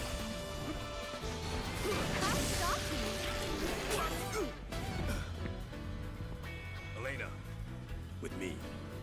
Okay.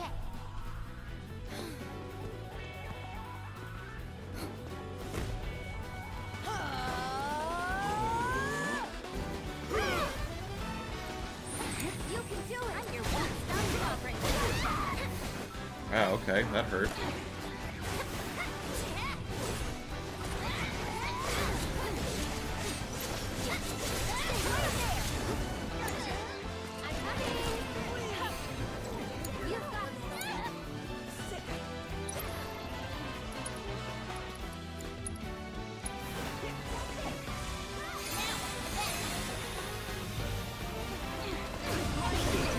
Song is a... Oh, nice. I did not expect Red to do that. There we go, that's what I wanted.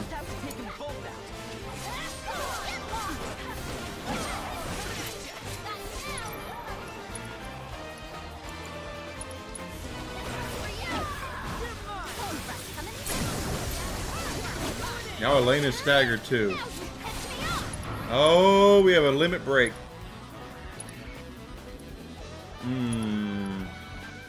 Elena's stunned, so let's hit her with that.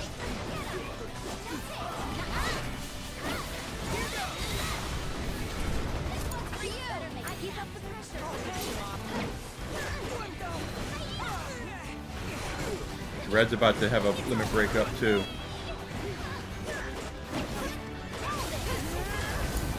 He does have it up.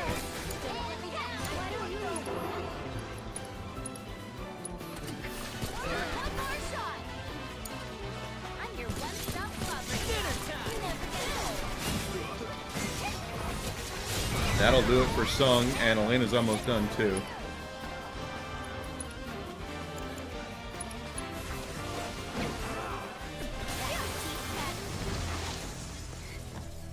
Got him. Stay down. Sir, go on without me. Sit. You're not getting past me. I'm a Turk. God damn it. Oh.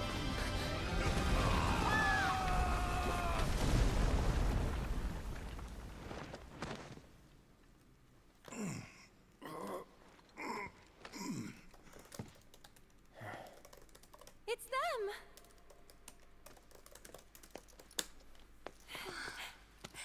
I'm so glad you're all okay. Right back at ya. We're lucky you didn't crush us. Now we're back to where we were.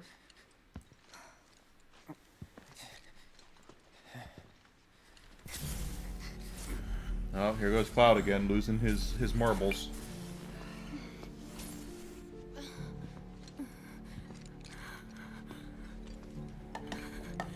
Cloud! Don't be afraid. There he goes again. Death. It's a homecoming.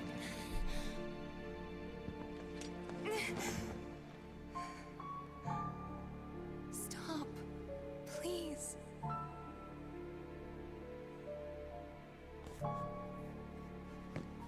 He's There's just no time for this, like you said. One of them's still ahead of us. Right. No time. he is not right, and everybody knows it.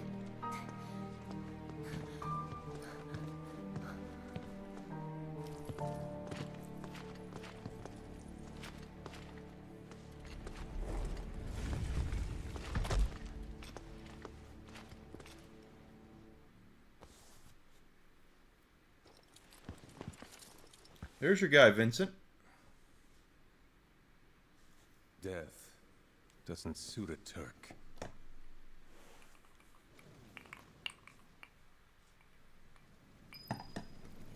Oh, Vincent is still a Turk, though. Okay, so we have come back together as a group. Now, as we get to the last part of the game here, there's some things that are going to really kind of go crazy.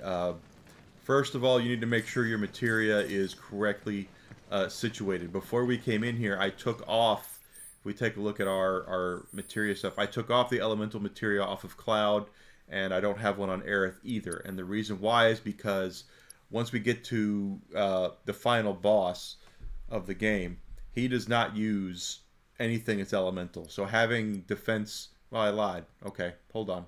This needs to change. So I'm going to swap this out and put it on... Who do I want to put it on?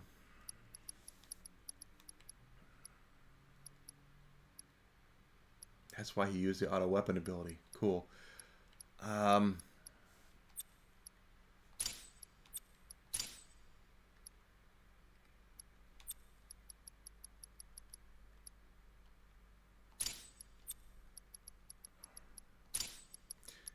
I do want to make sure, though, they still have time materia, poison, petrify.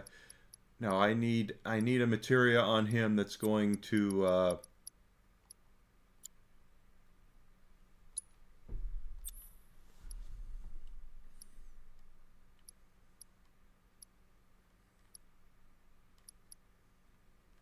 that's important. That's not necessarily important. I need to put a materia on him that's a maxed out lightning.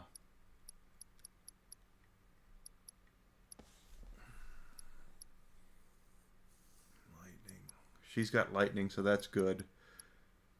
Ice, fire. We have 2 fires on Kate Sith. Why do we have 2 fires? But that's not really what I want. So wind is Aerith. Okay, Aerith has wind and lightning. So let's swap out lightning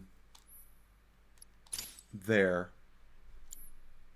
It all makes sense when we get to the end, okay? I'm dead serious.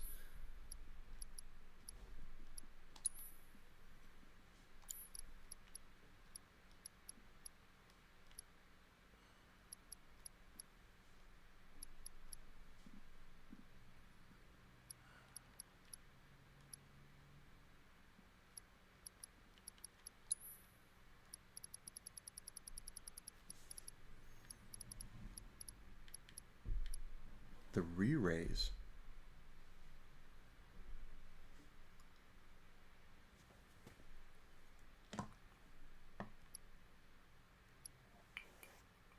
Okay.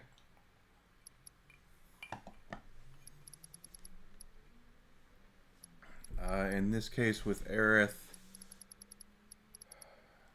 Comet really, I don't really use Comet.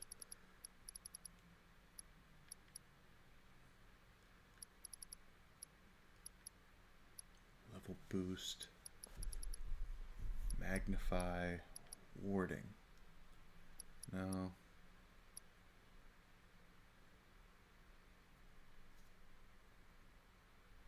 Allows an ally to follow the leader's attack and command with linked materia. Okay. Oh wait, let me, just because I'm curious as to what that re-raise is. Allows you to use magic and automatically revive follow. Okay, so it's a magic spell.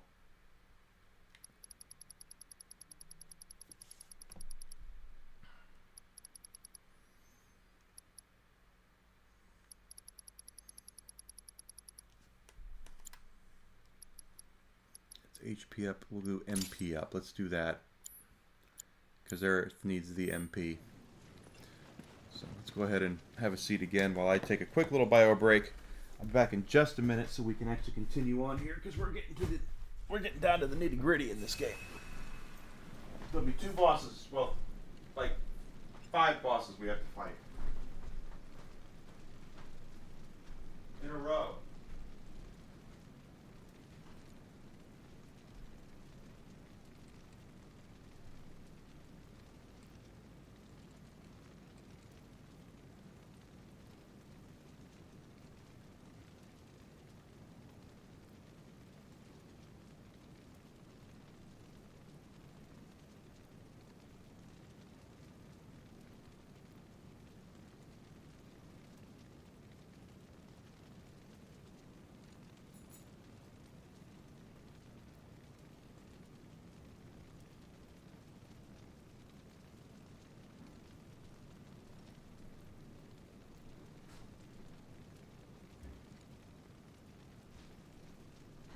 Okay. Alright, so like I said, there's going to be several bosses here in a row coming up. It might not be right now, but we are going to have several bosses we have to fight. And it's going to come down to, I mean, the first one is kind of self-explanatory. I mean, it's not self-explanatory. It's that there's no real break in between them. You will get healed. I think when you go from one boss to the second one, technically it's only 2 bosses, but it's just, this is going to be a big story exposition here, big story dump. Because, as we've talked about, Cloud is not well.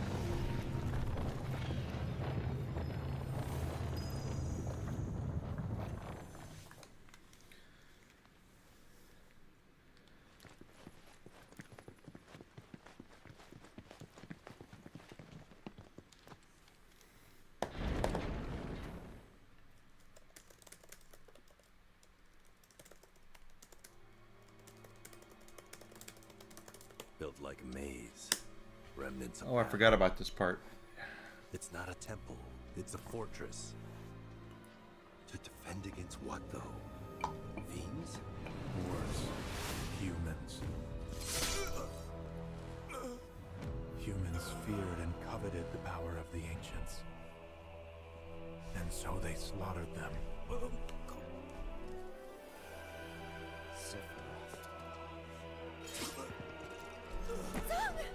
Don't be afraid. It's not death. It's a homecoming. That's what Cloud's been saying. You'll see him soon enough.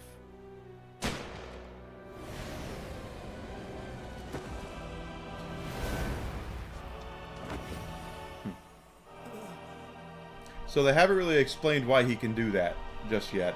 I do know in the original game they made it out to be where Sephiroth, all the Sephiroths that we saw up until a certain point of the game were all fake, quotation mark, fake Sephiroths. They were not actually Sephiroth. There's only one real Sephiroth.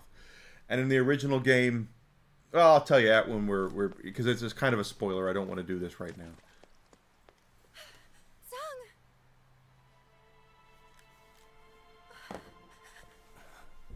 And she does care about Sung. You okay? It's not me you should be worried about. Just tell me.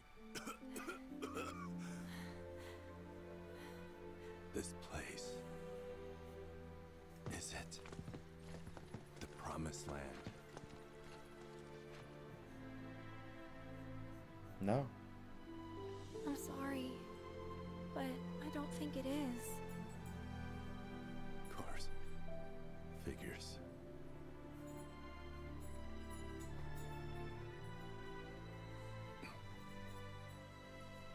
always did take my word for it. I never hated you, you know. That's what I just said. They're kind of friends. This pedestal's a key. One only an ancient can use. Where are you going? Got a report to make. Strictly business for some.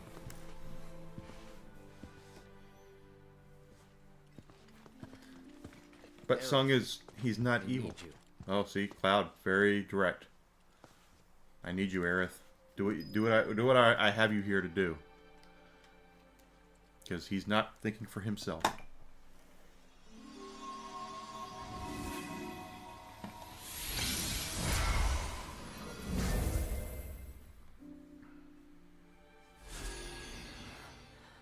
What's it say?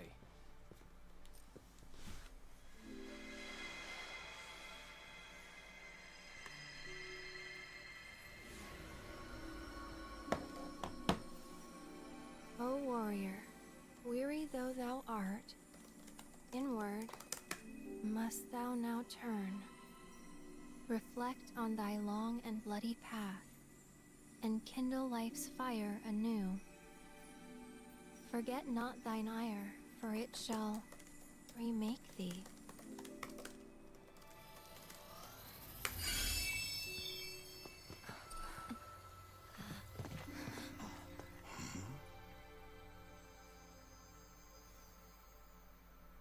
Rolling out the red carpet for us? Sorta. We're each supposed to face some kind of trial. I guess you get to sit this one out. Typical. I'll wait out here. But make it quick. Well, no point delaying the inevitable. Right.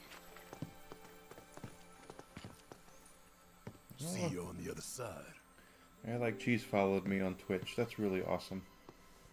Probably on Kick too. It'd be great. Okay, so what happened here is that now Cloud has to sit this one out. Everyone goes into their own thing, and it's going to be a kind of an exposition dump on this, where they all each have their own trial they have to go through, and it's basically confronting their issues, I guess is the best way to put it.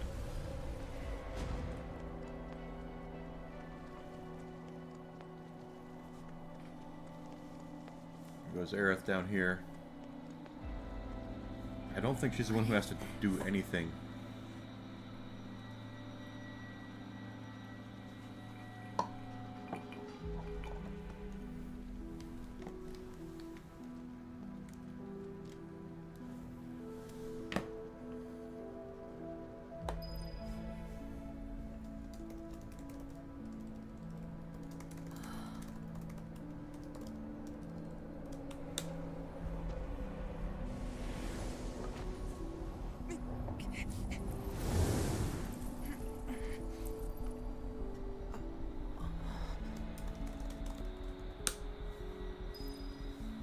Okay, so now we're taking over the trial of Red. Subject located. It can't be real.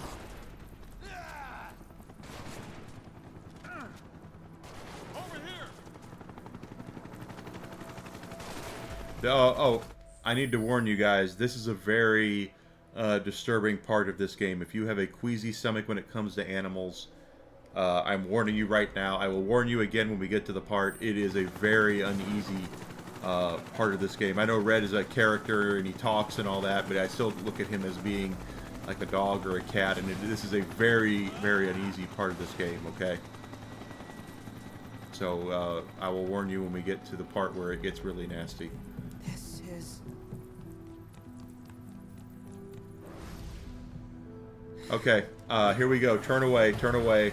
I will warn you when it's okay to come back. This is a really horrible part. Easy now. That is a valuable specimen. It must be handled with the utmost care. And I got news for you, Hojo. If you did this to my dog, there would not be enough Shimmer soldiers in the world to keep me away from whipping your rear end. This is absolutely horrible. So, we're chained down here, and I don't know if we can actually do anything to stop this or not. But it's, like I said, this is a very visual, disturbing part of this game. So, you know, as I said, look away if you don't like animal abuse, because this is going to be really, really graphic. Come along, number 13. Don't be shy. Unless we can break through this. I don't know if we can actually break through this or not.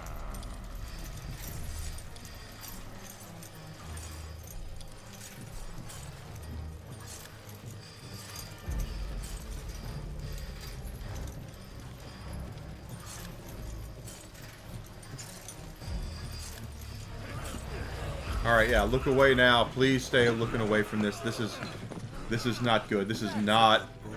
This is a horrible spot. Such a fine red coat. A rare specimen for my lucky 13th test. That's it. Henceforth, you shall be Red 13. Shall we then?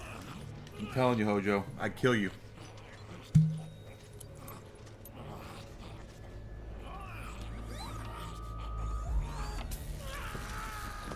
Yeah, don't watch. This is so bad. Hold still, my pet.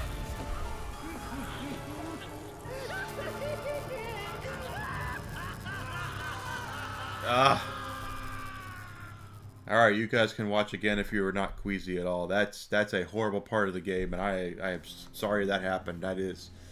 I am one who does not like animal abuse whatsoever. I realize Red speaks English, and he's, you know, a character. That's just horrible, though, to watch a companion like that go through torture. That's what that was torture. Terrible. Terrible, terrible, terrible. Alright, so now we're doing Tifa's trial.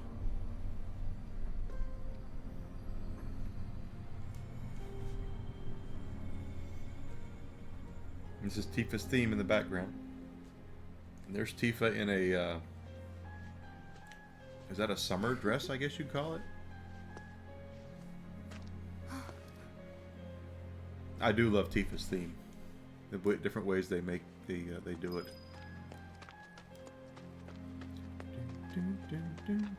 It's good. Good tune.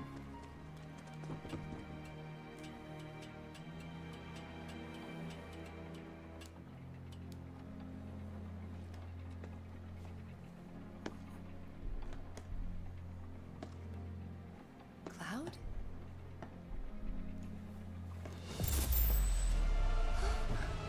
Now she's having kind of a snap into reality, I think.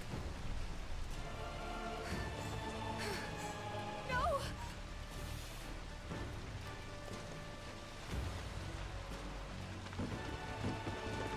Wait!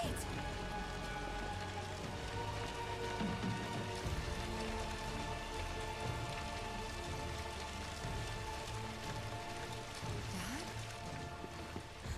No! Don't go that way!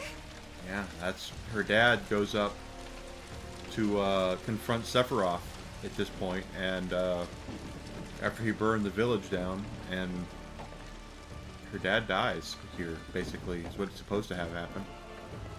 He's going in, this is, of course, a trial of dreams, so this is not how it actually worked, but now this is the reactor that we saw earlier.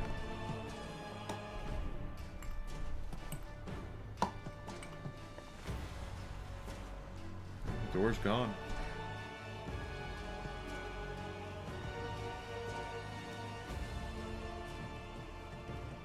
Tifa's a very tragic character in the long run, and how she manages to stay smiling and be as positive as she is throughout the game is actually quite a testament to her character, quite frankly.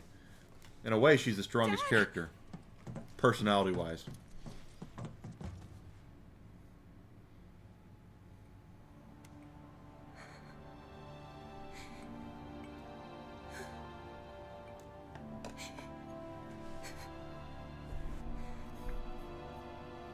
Monsters. Sephiroth.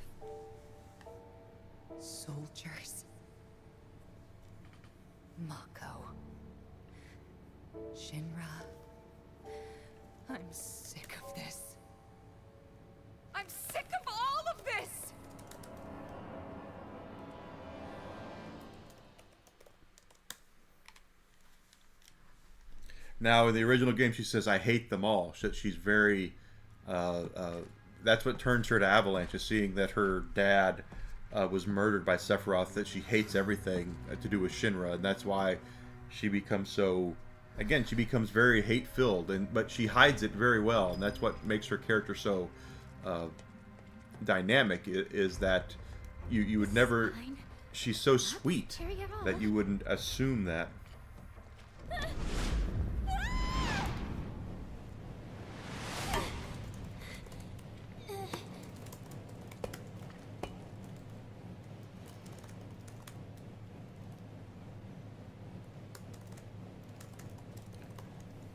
Now, Yuffie is, we haven't really gotten to know her character yet. And, quite frankly, through the original game, we didn't get to know her character a whole lot either, because she was she was a secret character. She was not required to beat the game. Want to try treading a little lighter this time? No point fighting if we don't have to. And she only really reveals any of her personality in the original game if you recruit her and you manage to get through to Wu Tai, which we don't see Wu Tai in this game. We'll see Wu Tai probably in the second game, in the last game. But Wu Tai is where she is from, and Wu Tai is basically Japan, is what it is. The Japanese are very proud of their heritage and their culture, and rightfully so.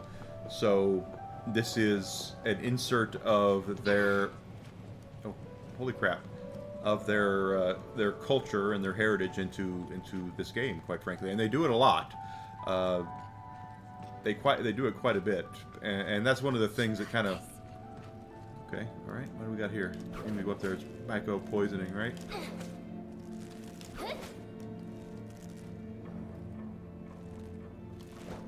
There we go.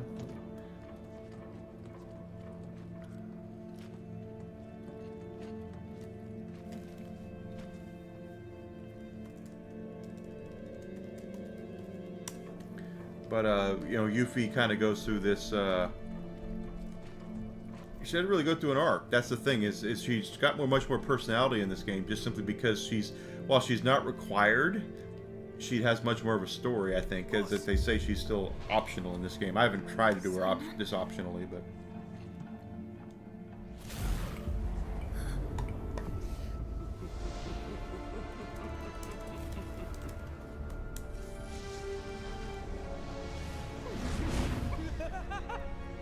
Oh, this guy.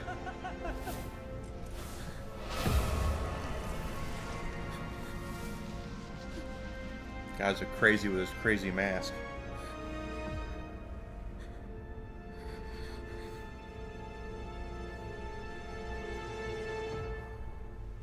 If you won't come and claim him, I can always keep him for myself. So horrible.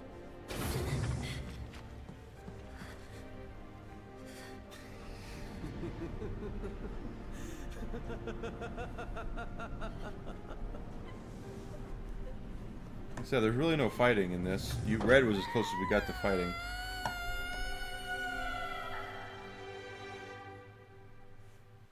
So there's, what, 3 characters down.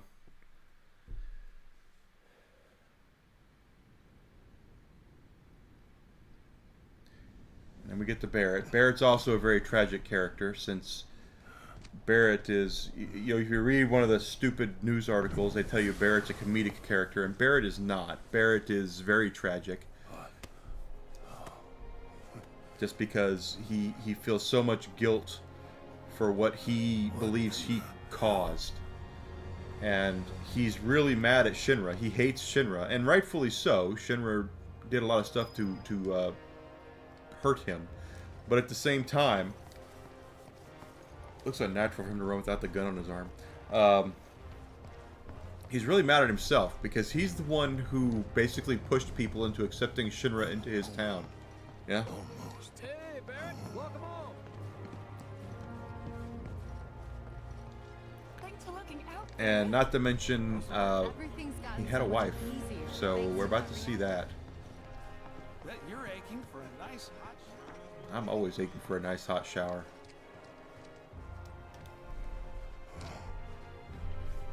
Oh, there you are. Very tragic, Barrett is. What's wrong, baby? You okay? Hmm?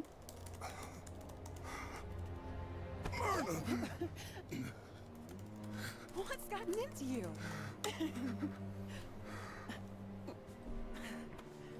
All right, let's get you inside. Someone's clearly had a long day. Okay. Yeah, and he's showing emotion here. He's sad. He gets to see his wife again. And then this is what happened. Shinra destroyed the whole town. Lost his arm. Myrna? Myrna! Myrna! Myrna! It's just horrible. It's so tragic what happened to him. Which is what really made me mad about that article I saw a couple weeks ago. I never clicked on it just because if you get the headline wrong, I have no reason to read your article. And it said, we need more non-comedic characters in video games. You know, Barrett is black characters, and Barrett's comedic. Where are you, baby? He is not comedic at all. He is very tragic. And I replied to it and said, well, since clearly the person who wrote this never played the game, they have no idea. And I won't click on it because they don't know what they're talking about. And I didn't. Just like I did on my podcast this week. If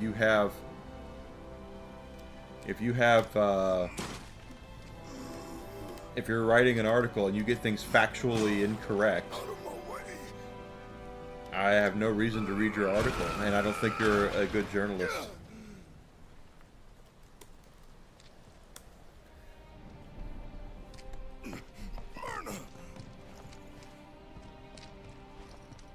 Wake up, baby. Wake up. Don't leave me. Not again. The trials are basically make every character relive their worst memories for the most part. You know, this is really, really horrible for Barrett. We saw Red go through, well, hopefully you didn't see Red go through what he went through. Yuffie went through her stuff.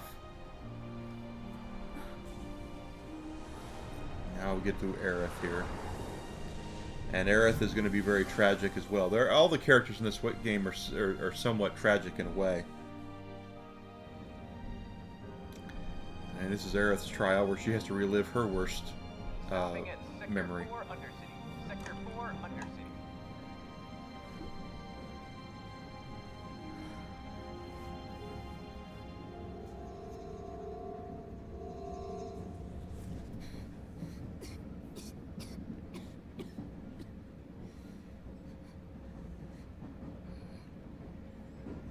It's going to be okay. Okay. Mom.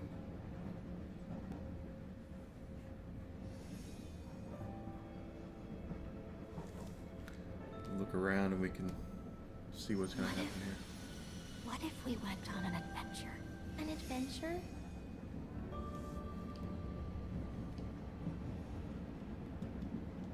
A big one.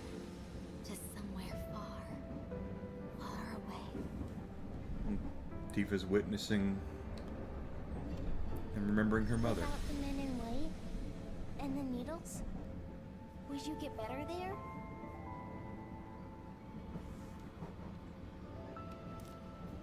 Yes, sweetheart. I think I would. Then let's go.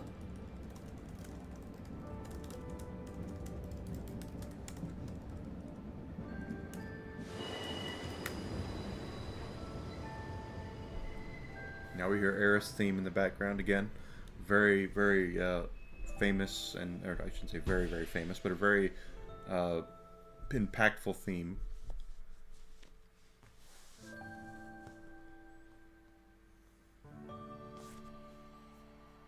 we might not get through the boss fight tonight. I thought we Mommy, might. We'll does see. it hurt? We might. I'm sorry, sweetie. I'm spoiling our adventure.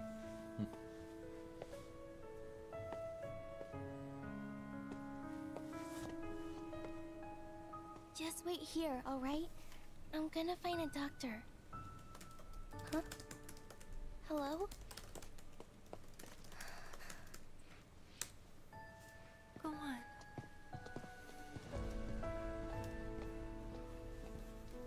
Okay, so now we take over as young Aerith here. And we're looking for a doctor.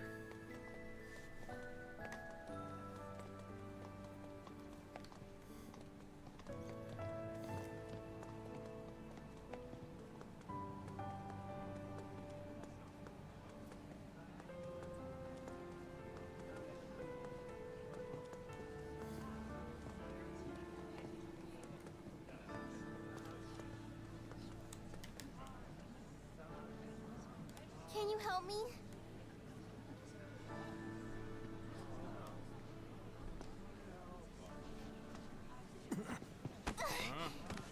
And stay down, brat.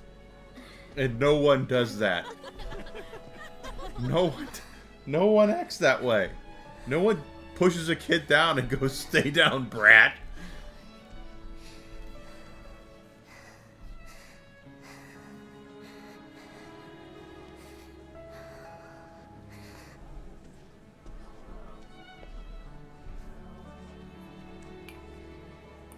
Are you okay? And there's her adopted mother. I'm fine. Is there a doctor around here? I'm sorry, honey, but I don't know. I'm not from this part of town. Oh, okay.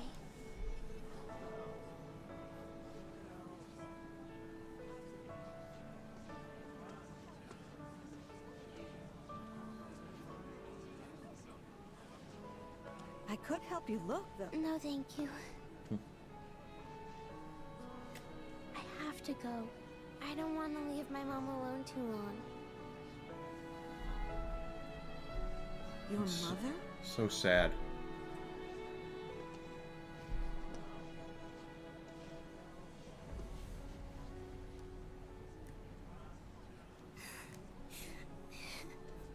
I'm sorry, Mommy. I tried.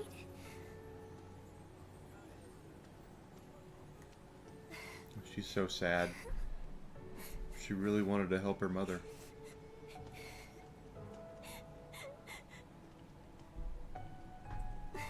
And again, these scenes in this game are much more well communicated because they have the technology to do it, with voice acting and with emotion in the characters Really tried. versus the polygons that we saw in, you know, the original games, where it was just like, it looked great, but there was still no emotion there. And now, I mean, this is terrible.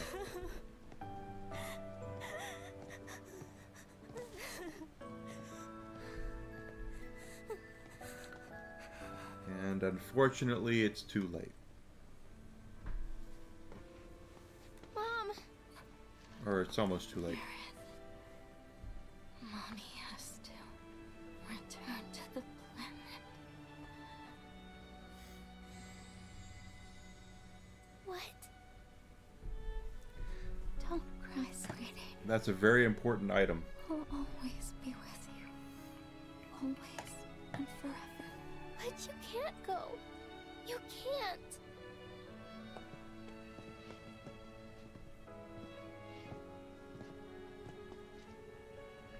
What about our adventure?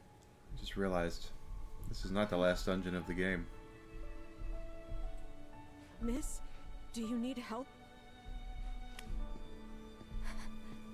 Please. Take Aerith somewhere safe.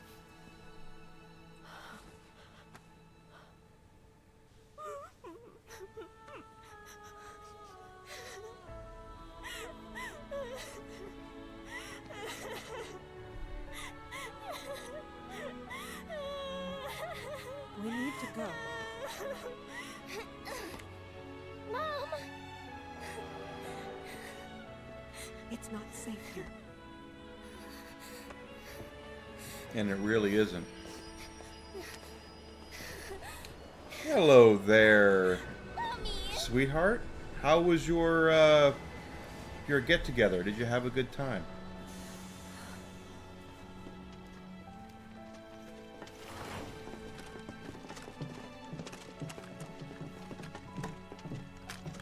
Very sad part of this game, quite frankly.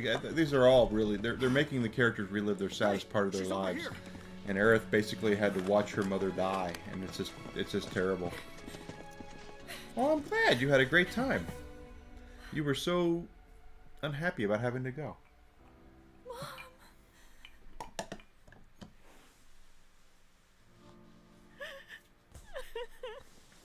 Oh, you did? I have to look.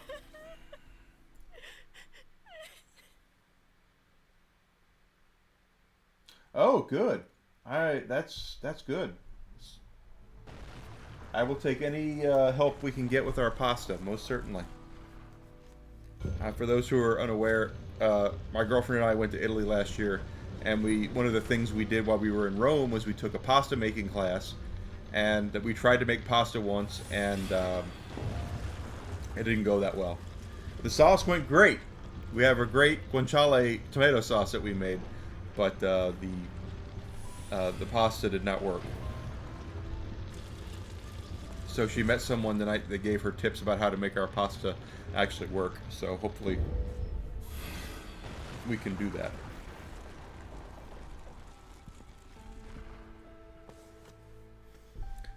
If we get it to work, we should actually probably take it to my parents, because my parents are celebrating their 50th wedding anniversary this weekend. So maybe not this weekend, but maybe the weekend after, or the weekend after that, we can go over there and make the tomato sauce and the pasta.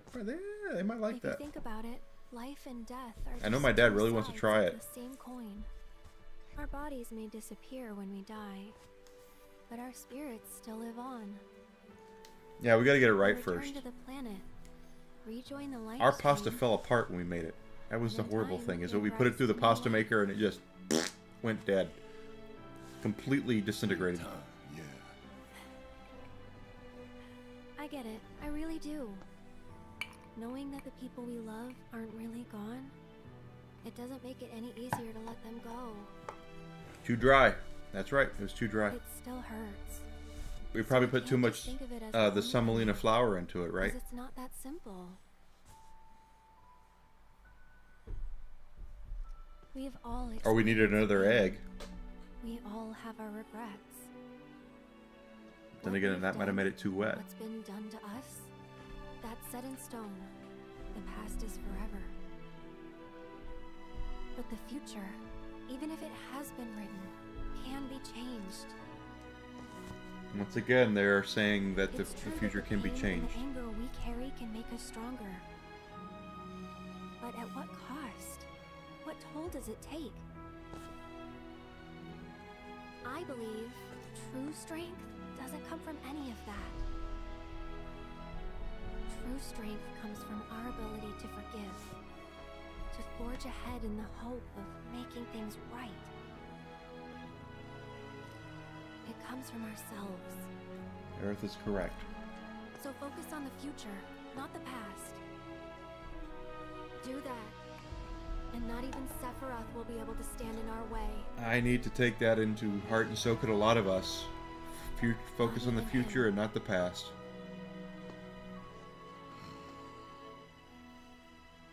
Are you finished? And once again, Cloud is upset. Come on.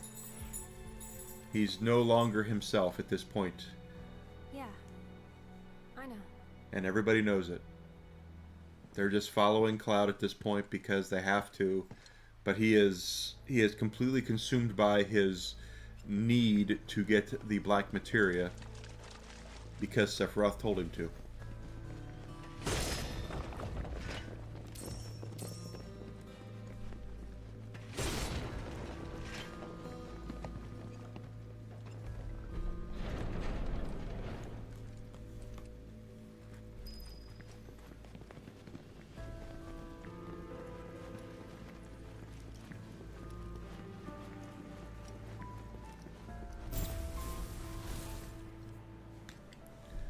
Well, the black feather only means one thing. Old Sephiroth is somewhere around here. What's wrong?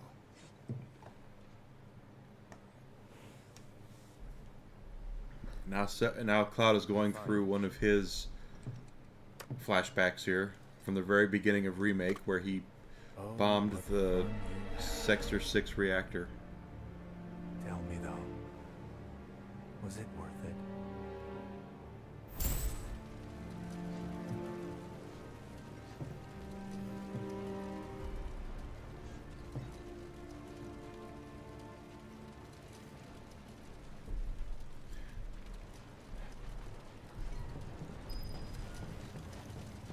So this is Cloud's trial. Even though they didn't say he had a trial, he has a trial. All those lives cut short. At your hand. Yeah, he killed a lot of people because of the bomb. Including Charlie Sheen over here. There's Charlie Sheen. He even talked like Charlie Sheen. Hi, Charlie. Too much tiger blood. Is what you're feeling even real? Probably not. It's time you stopped pretending, Cloud.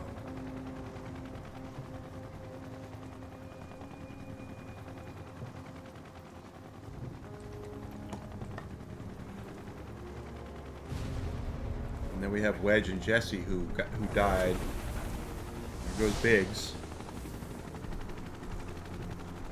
And now there's the tower when they dropped the plate on Sector 7 when we played in the remake. We saw Wedge and Jesse here as well. Tifa's unhappy. There's Jesse with Tifa.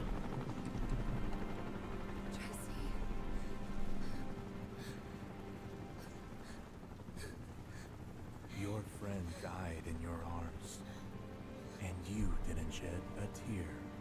What is that?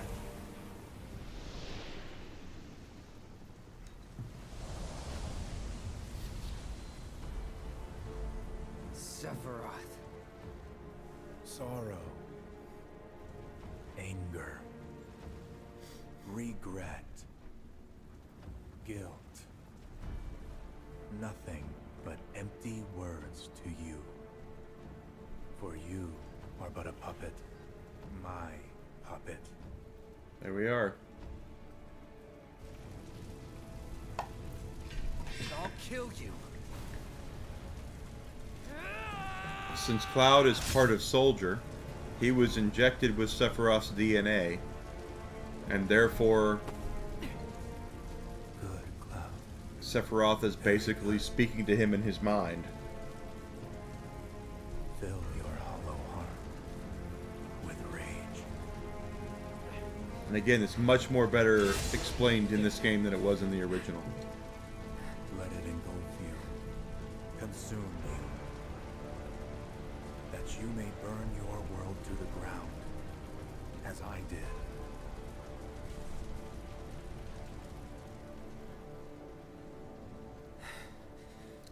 In the original game, they made Cloud look like he was a guy that just had a messed up memory, is what it was. In reality, Sephiroth was making him do things that we never saw, and that's what's happening to him. I'll never be like him. And he says that, but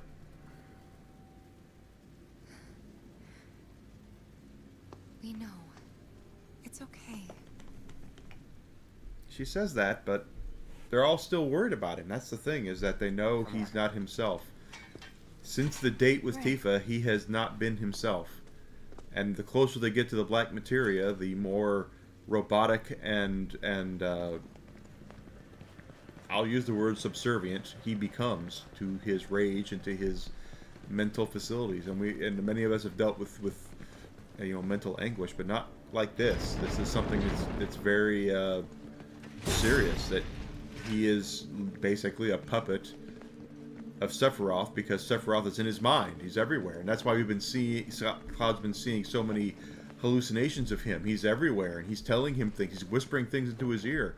That's not Tifa. She doesn't have the scar. Things like that. That's what Sephiroth is doing to make him doubt who he is and what he is, There's a treasure chest right there, and that's the first time I've seen that treasure chest. Can we climb over this?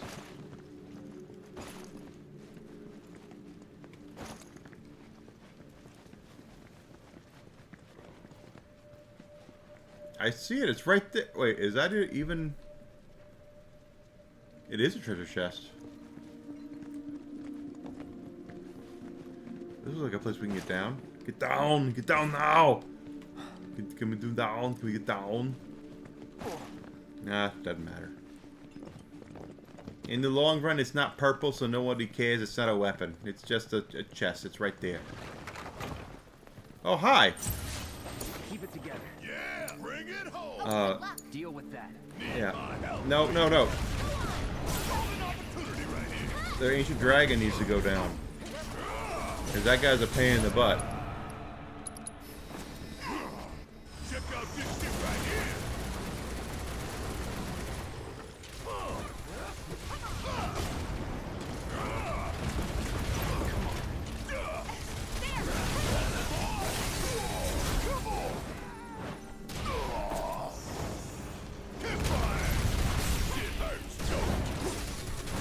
Well, I didn't mean to hit that guy, but whatever. So I actually, I'm not wrong, but I am wrong in a way. We don't fight Sephiroth down here. And it had to jog my memory. This technically is the last dungeon of the game. But we're gonna have to go somewhere else where Sephiroth decides to show his head.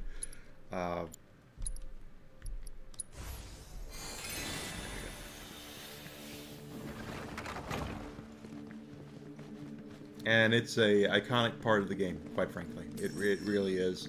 If you've never seen or played Final Fantasy VII before, the end of this game takes place exactly where I thought it would. That was a weapon, quite frankly, because I remember there back in the 90s there was magazines were the thing. Like you had to go to the store or you had to subscribe to magazines, and of course I subscribed to Nintendo Power. That was my magazine for a long time until Square went to the Sony PlayStation, quite frankly. And I love to toot my own horn when I'm right. But I also like to laugh at the times that I was wrong, and I was wrong about the PlayStation. I basically kind of got to the part with the PlayStation where I just watched the Panasonic 3DO fail, and I did work in the industry when the Panasonic 3DO failed. I remember the Panasonic 3DO rep coming into my store. I wasn't running it, but I was there, and she handed me a list of like 100 games in development for the Panasonic 3DO. Like, this was going to be like that. We're not leaving. We're gonna stick around. This is gonna be a thing. We're sticking around. And then they got their butts handed to them by Sony and Sega, both. And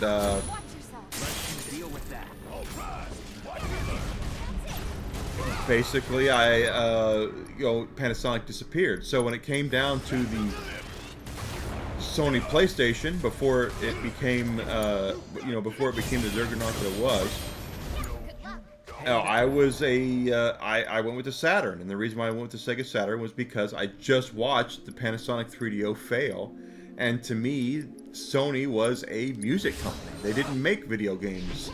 They made CDs. You know, they were a music company. That's what they did. So I foolishly assumed Sony was not into it. Now, I didn't know at the time. What is going on here? Oh, it's almost down. His immune is almost down.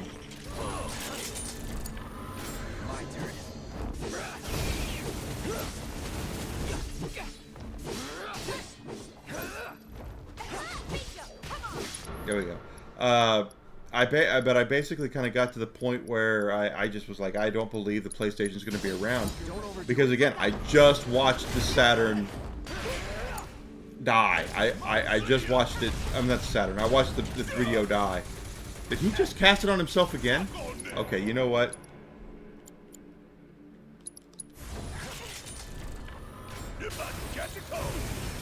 Yeah, whatever. But I just watched the 3DO die, so it was my assumption, that was probably a Setfrin Bangle right there, that Sega was going to beat the PlayStation, was my initial thought, was that there was no way that Sony would stick around after Sega whipped their rear end. So I bought a Saturn. I still have it, my original Sega Saturn. It's right in there, my entertainment center. I love my Sega Saturn. It's one of the most unappreciated systems ever because Sega made all the wrong choices with that console. But I went with the Saturn first, and because I thought they would be around. I thought they were the ones that would actually stick around, and Sony would be around for a year or two, and then disappear, is what my assumption was. My assumption was incorrect.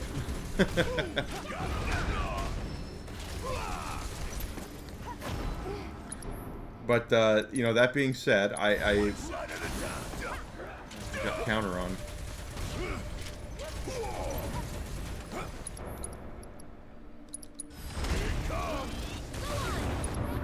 Cloud, do me a favor and just scan this guy so we can see what his weakness is. Fire. His weakness is fire. So who has fire up? Does Tifa have fire? She does.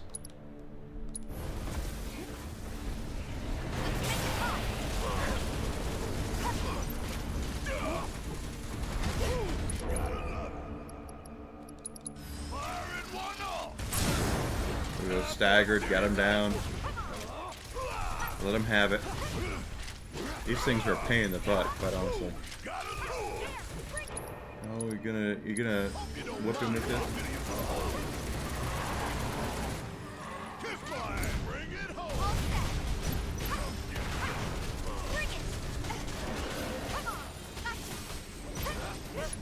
Okay, use your spells, use fire go. We got him again. Hang back. It's on you. Need my help, do you? What's up now? We got him. Want some more? Suck on this. Choke on it, asshole. Here we go. Yuffie, it's your turn to cast Cure on Barrett. Because I said so. But anyway, that was basically my dilemma with the whole thing. Is I was into the Sega system. I still have it. It's right over. It's right over there. I think the Sega Saturn library is so unappreciated, and that's one of the ones that Sega has never gone back to. And I really wish they would, because there's a lot of wonderful Saturn games that never got their just due because of the crap Sega pulled with the original Sega Saturn. Oh. We can get the treasure chest this way.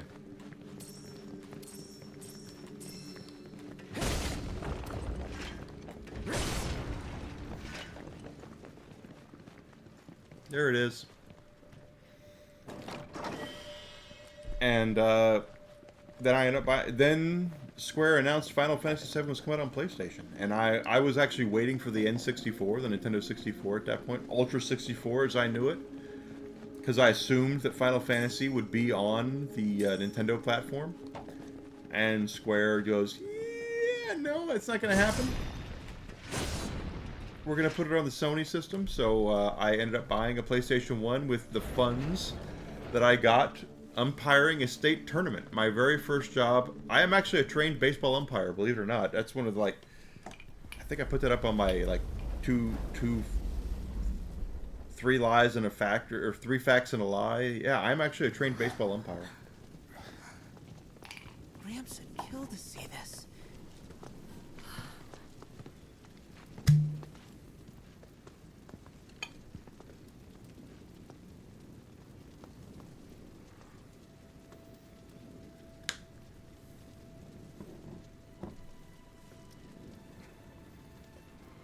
Is Aerith going to tell them what the black materia is? I don't think so.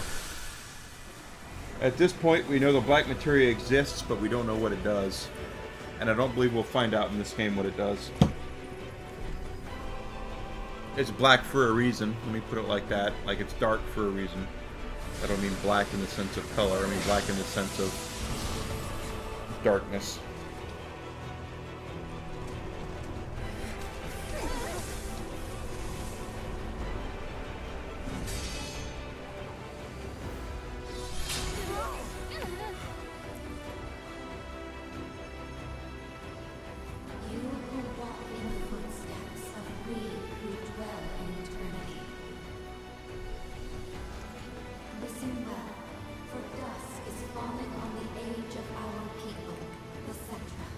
Because there's only one left. And in the long night to come, others shall rise to claim stewardship of this planet. Others who pay no heed to history. Us.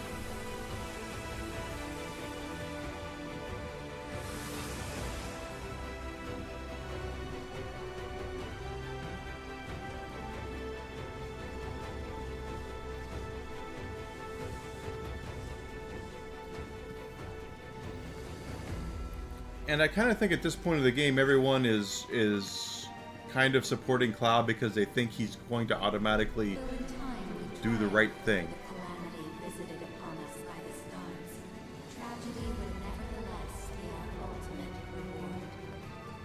I don't think they realize he's being led around by the nose by Sephiroth.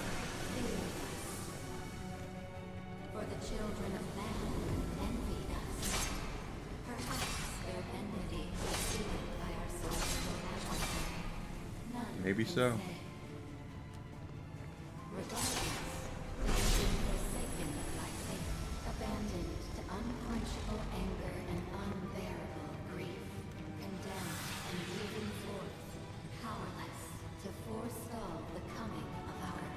I think this is a fight. I thought so. Keep it together. Yes, it's my turn.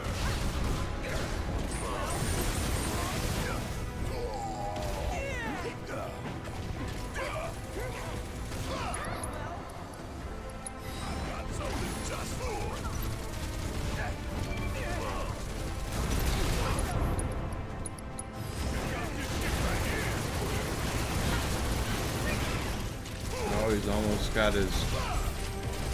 Do it. Oh, he's immune right now. We gotta go this guy. And he cast something horrible on us.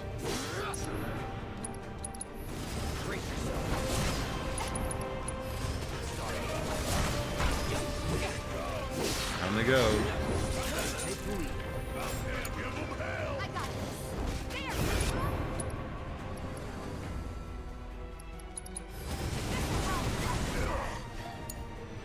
Deal with that. Yeah, I'll do it. Bang, bang. He's gonna be stunned here. Yep, staggered. We got it.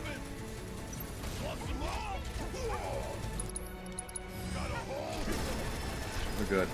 First time I did that, I lost. I wasn't prepared for it, and just wow, here we go. But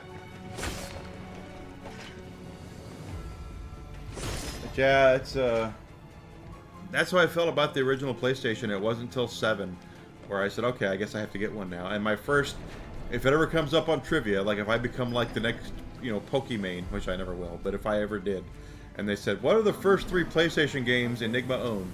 The 3 games are Battle Arena Toshin Den 2, 2, make sure you say 2, Resident Evil 1, and a game called Crazy Ivan.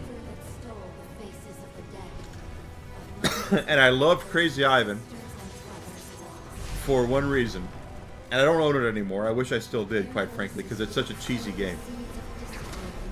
Oh, there's Genova. Sephiroth's mama right there.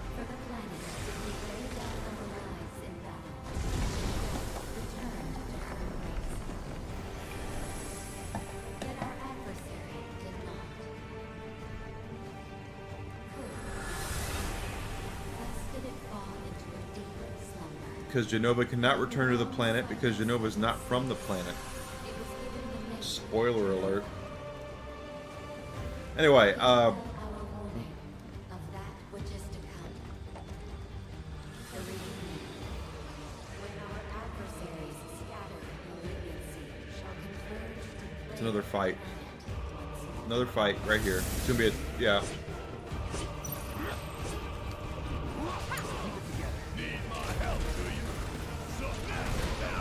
Oh gosh, Barrett. Tifa, please heal Barrett before he completely eats it here. And then use fire because you have fire you can use on him. But anyway, I bought Crazy Ivan because I worked at my first retail job was a place called Players in Central Arkansas. Anyone who's in Central Arkansas probably has very fond memories of that store. I do. I worked there. Was my first, like I said, it was my first retail job. And basically, what this guy, when the PlayStation came out, this guy bought Crazy Ivan, and he said, "Dude, have you seen this game?" And I said, "No, I haven't," because I didn't own a PlayStation. He said, "You have to see this game," and we loaded it up. And it's like this Russian dude on raiding, you know, with a mech, because everything is mechs, right? And you got to remember, voice acting and full motion video was kind of a, I don't want to say a new thing, but it was not a common thing in games at this time. And as you were running around shooting things in your mech from a first person perspective, I need to buy that game. I really do. I need to see where that game is. This Russian lady would come over your intercom. You see her in the bottom right hand or left hand corner, and she would say stuff like, "Comrade, that was some nice shooting." And I was like enamored with that because they're like, "Wow, this is really engaging and cool." But that's I bought that game. I don't have it anymore. I wish I did.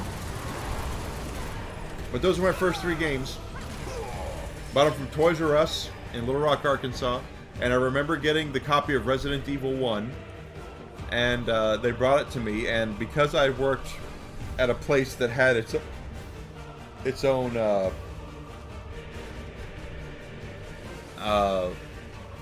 shrink wrap machine, they handed me my copy of Resident Evil 1. And I held it in my hand. And I said, "I want another one."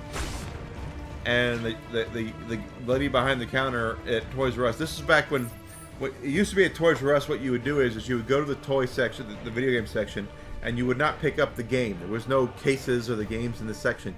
You would get a tag that would tell you, "I want Resident Evil." And then you'd take that tag to the cashier, they would scan it, and they would say, "Take the receipt to this kiosk." You're like the Geek Squad to Best Buy, you take it to this thing over there, this kiosk, and they would actually go to the back and get you your game, right? Well, they brought me my copy of Resident Evil 1. You know, Battle Arena Toshinden 2 was fine, Crazy Ivan was fine. My copy of Resident Evil 2, I knew from the second I touched it, from the second I held it in my hands, that it was a seal, it was a copy they sealed there to store. Just because I know the difference between a shrink wrap from the manufacturer and when it's done at the store. So I said, "I want another one." And the girl was like, "Why?" And I said, "Because this is not a brand new game. This is a game that you guys sealed." And she goes, "How do you know?" And I said, "Because the shrink wrap's too tight." And she was like, "What?" I was like, "Yep, that's how I know. The shrink wrap is way too tight." The black materia shall summon the destroyer of worlds. Mm-hmm. The meteor shall fall. Oh, they say meteor. Okay, so they actually do reveal it. Shattering the earth. All life shall perish. Yet I shall remain. I, son of Genova, will at last claim my birthright. My dominion shall reach into infinity. It shall encompass worlds unbound by fate. I don't know the logistics of him flying with one wing. And apparently they can all see him, which is the first time that's really happened. What do you mean? My fragmented mother. These errant worlds, all shall be one again. A reunion. All made whole. All right. There's no such thing as forever. Ah. But there will be. No. You're wrong. All right. Your day of reckoning is here. Okay, so what they just revealed there, I don't remember them revealing, but they revealed it. The black materia summons meteor, which is a huge frickin' meteor that falls out of the sky. If you look at the logo for Final Fantasy VII, it doesn't have Cloud, it doesn't have Sephiroth, it doesn't have Tifa or Aerith. It has a meteor. And the reason why is because the black materia summons meteor. And what Sephiroth wants to do is hit the Earth with meteor, or hit the planet with meteor. The life stream will automatically, like white blood cells, go to where the planet is injured, and he wants to be right there to suck up all that energy. That's what he really wants to do in the game. You need not be afraid. He wants to suck up the life force. This is but a homecoming. Get back here, damn it! And oh gosh, I forgot about this. Okay. Holy crap, Stain. Alright.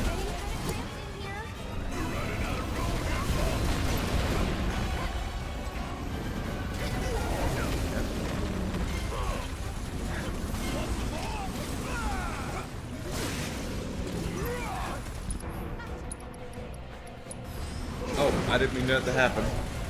Okay, whatever. Oh, no, you don't.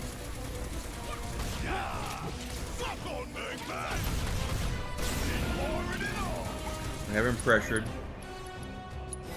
That's what I wanted to do right there.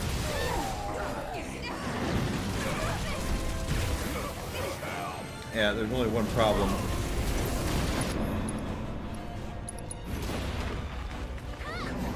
Oh, first problem, I chose the wrong thing there.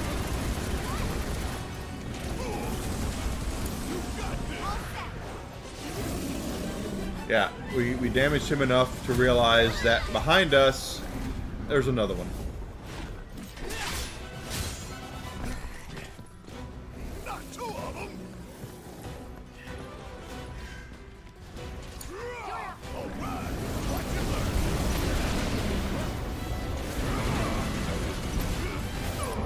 Cloud, do me a favor and see what these guys' weaknesses are, just simply because I am curious. They have no weaknesses. They're immune to stuff, but they don't have any weaknesses. Okay.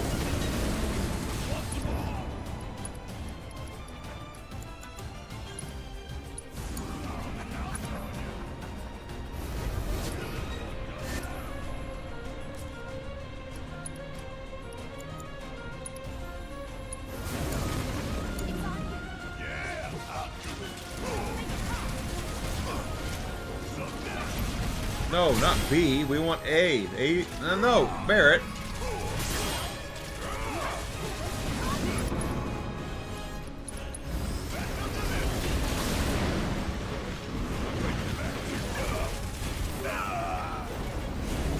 No, this one.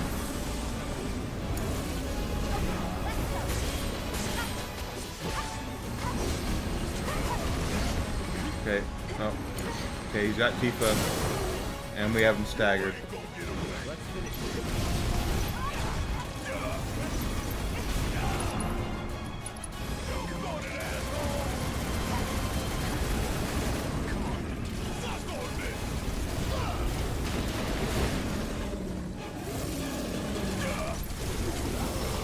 Okay, that one's down.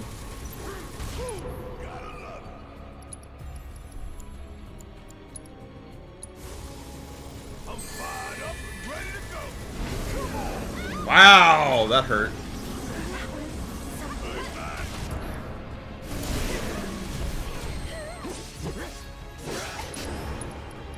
At least I know I can use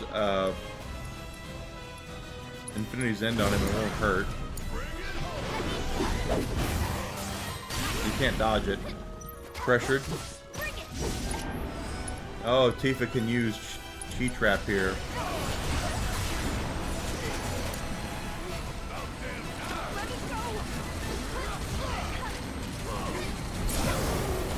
Alright, we got him staggered.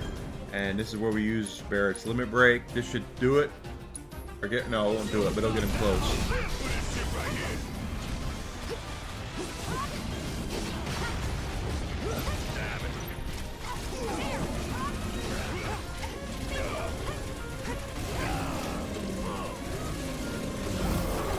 Got it. Still alive. No homecoming for us today. As if we were ever gonna lose. We're unstoppable.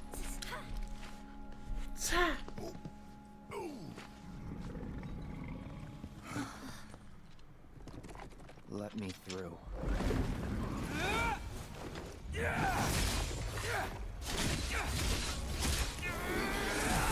Now Cloud is still not himself.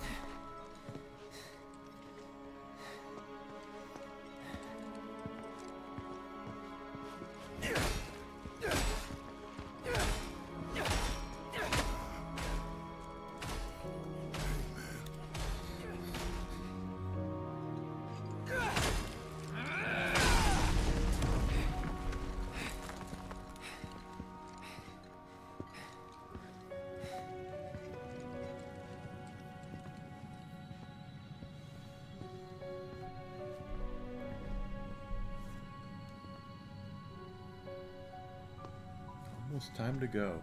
Okay. Alright, so we take over as Aerith here, and this is where Cloud basically just kind of loses his ever-loving mind. And Sunday will pick up here right after here, because basically this is a big exposition dump right here, where Cloud basically just kind of, like I say, loses his mind. This is the Black Materia, and he's laughing.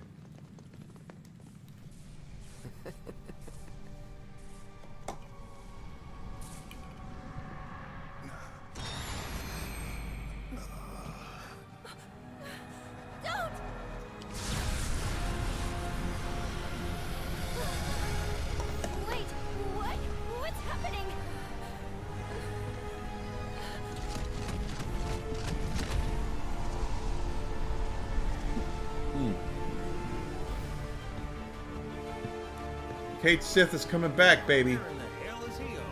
You know he's where he's going. He's a cat. He can go wherever the heck he wants. He can jump up on the furniture and climb up on the curtains and do whatever he wants to do, Sid. You just can't stop a cat from doing what he wants to do.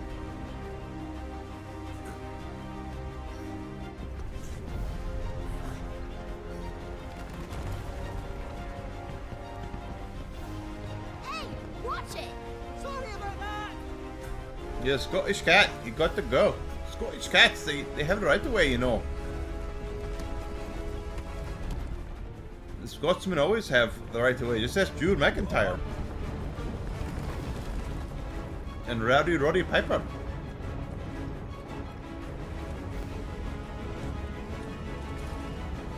There's our pal Vincent. How come everything started shaking? Because Cloud is gonna give it to Sephiroth. Let those who seek our star's demise find herein their rest. If the black materia is removed, the whole place comes down. That too. You're kidding, right? Please tell me that you're kidding! Calm down. We just have to return it to the altar. Yeah, I doubt it. This is not Indiana Jones and Lair's Lost Heart. Remember, Sephiroth told Cloud to bring him the black materia. No point fighting over a fake.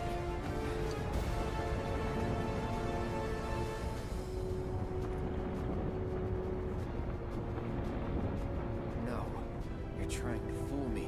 Here we go.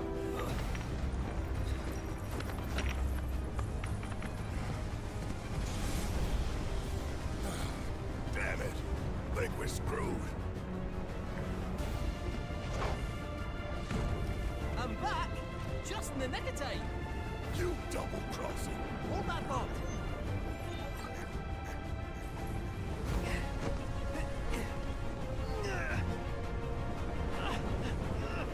Run! Well, there's still time! Leave the heavy lifting to me! For real.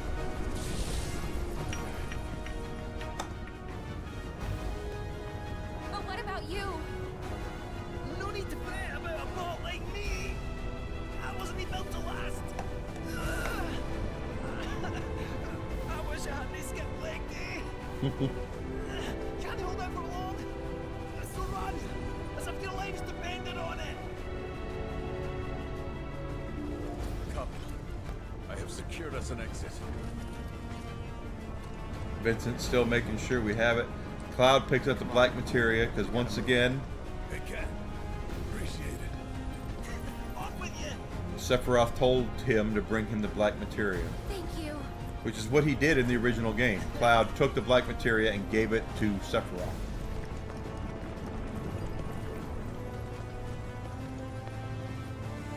No, he told you to run. Why do you stand around and look? Still with us? He says he's good, but who knows? Let's go. And we're still playing as Aerith here. We get to run. Shut up and run! Cloud is being outrun by Aerith while she's wearing a dress, and he's a soldier and she is not.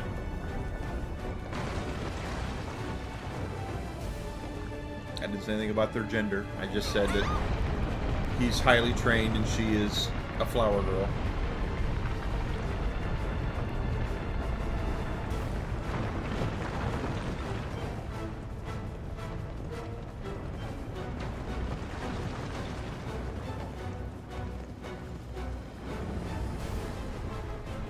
You can't stop and hit anything either. You gotta go.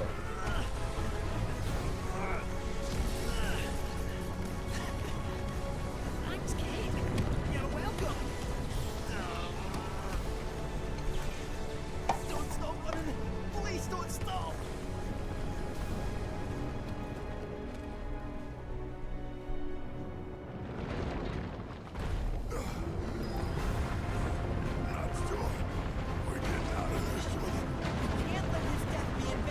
We won't. We're gonna make it. He's a robot. It's not death. They can make another one. Go back to the gold saucer and get another one. Almost there.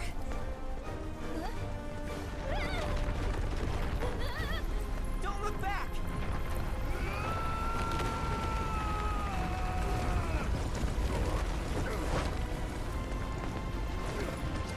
There you go, Barrett. Way to go, buddy. It was a good run. While it lasted. You're a robot.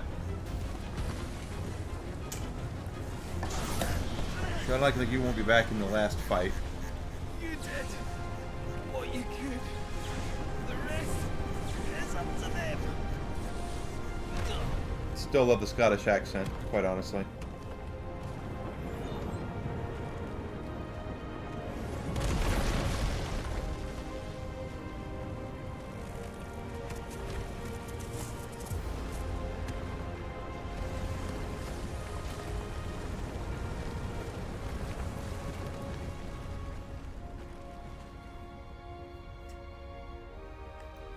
Again, he's a robot. It's not like he's dead. It's just that version of him died. We'll pick up another one to go ask Dio for another one.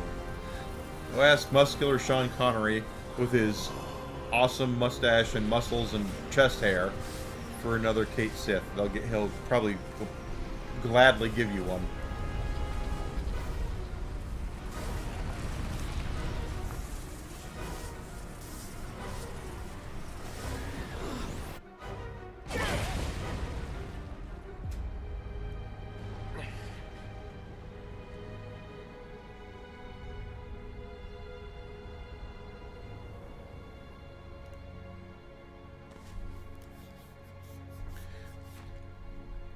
So technically that was the final dungeon of the game, but it's not the final part of the game, okay? From here on out it's going... It's not a sight you see every day. See, I told you. It's another robot. But we saw you.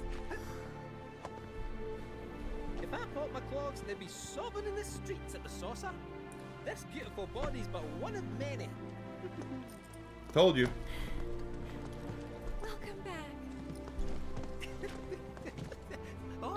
Knock it off, you. So, y'all get what you were after? Read the room, dude. Like, come on. Cloud's got it.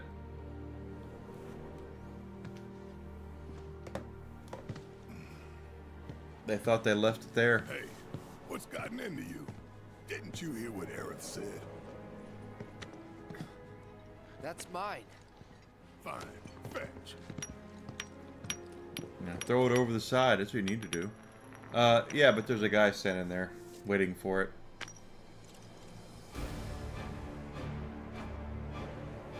Sephiroth. Huh?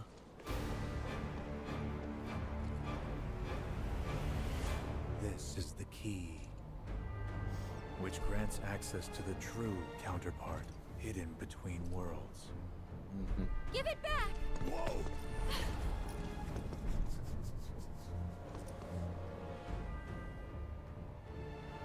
At last, the time has come.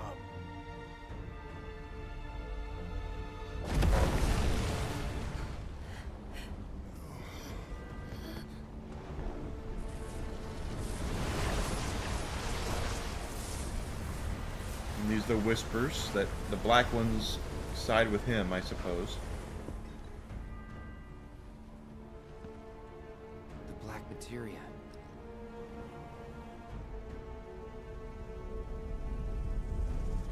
What in the world is going on? Rufus and Hojo have no idea. Hojo knows. Could it be? Has it finally begun? Someone shoot that guy. What you did to Red. Oh, okay.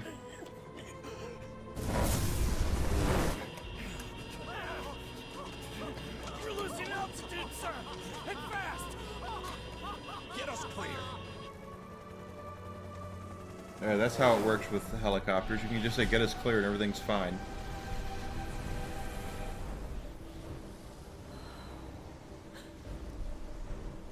Whispers?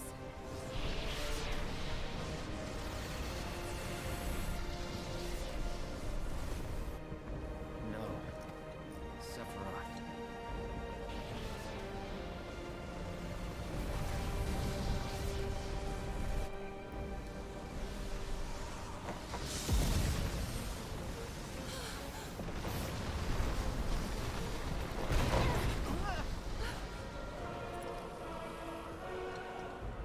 Dun dun dun dun dun.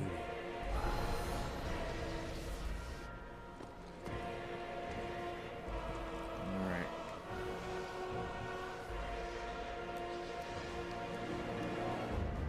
Just go ahead and get through this part and then we'll call it a night. There is another lengthy part after this, which we will do on Sunday, as long as Alex plays with us on Borderlands on Friday, which she said she will. So watch my Twitter account on that. Love you, Alex. Really do. Alex Knightley. Awesome person.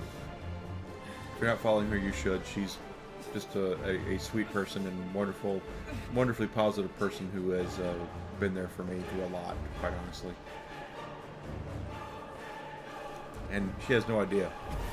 All the people in my life have no idea how much they've been there for me throughout the last 8 or 9 months or so.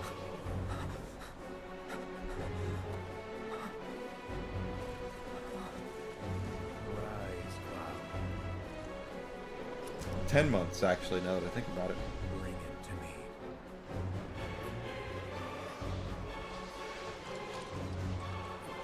Once again, Cloud is not of his own mind.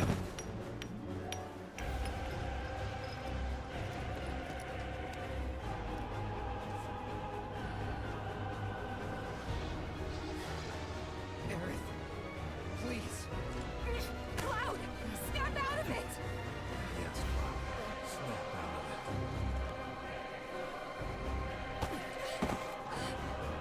of it. Pushes Tifa down. The heck with you, Cloud. Don't abuse Tifa.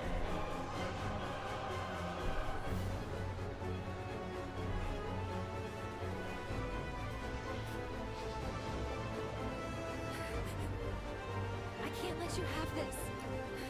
Nor should she.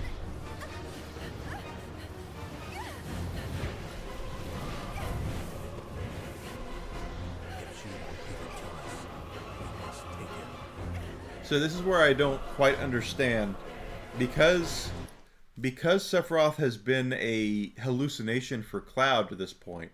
How do we know they can see him too? And that's the only that's a real complaint I have about this part of the game, is that obviously he's there, he's telling Cloud what to do, but do Tifa and Aerith and the rest of them see him? I don't know. I think they do, but I don't know. And that's kind of what bugs me about this, is because it's very... Well, he's laughing. It's very poorly communicated.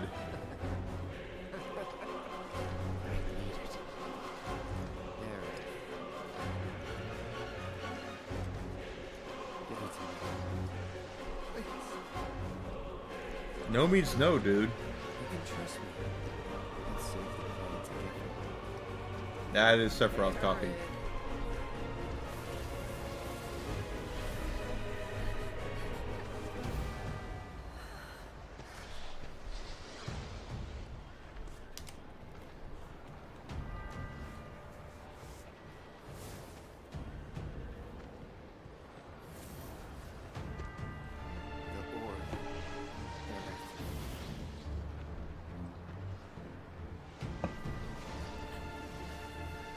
Maybe she can see him. I don't know. But Sephiroth is in Cloud's head. I'm here for you.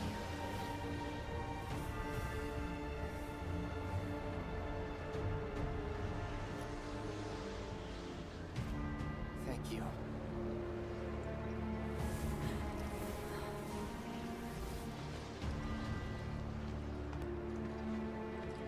Cloud gives it to Sephiroth.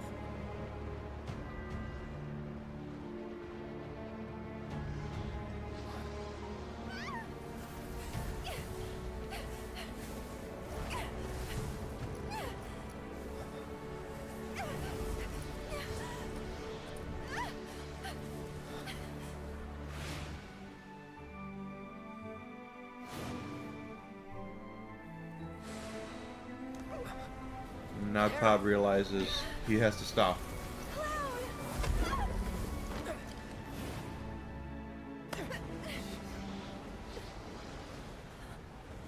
What's going on? And again, I don't know if they actually see Sephiroth through the whole thing or not, but he has and took the black materia. And of course there's the black feather, which is not good for anybody.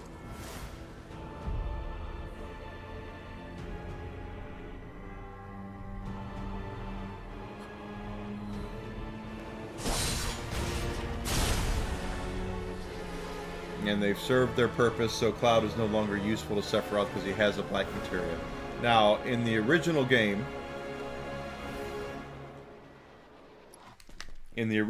what happened was that Cloud basically they got the black materia. They were going to keep it safe, and then they went to this area where Sephiroth was in the live stream because he had died. Like, someone threw him in a live stream, which is going to happen later in the third game, I hope. I can't tell you who, but he gets thrown in a live stream, and Cloud he basically appears at a live stream. He's like in this crystal from the live stream, and Cloud just walks up and hands him the black materia, revives him, and then Meteor happens. This is what happened in the original game.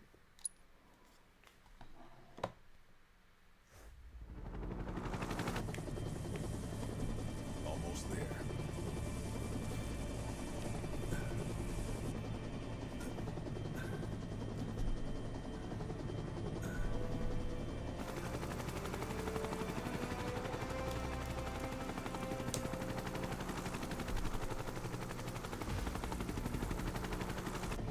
Some is in grave condition. Perhaps I could help. No. The medical team will see to him. Rufus is smart there. I think you have enough material. Smart. Tell me, Professor, how would you explain the phenomena we witnessed in the temple? It would be premature to draw any scientific conclusions. But one thing is abundantly clear. we at Shinra could stand to dream far bigger.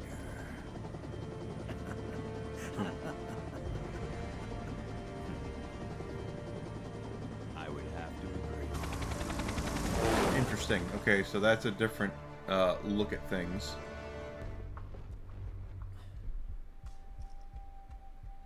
To the right, Shinra HQ, where Hojo should be, along with a cure for Cloud. To the left, Reactor 6, which will get blown up along with Biggs unless I stop him.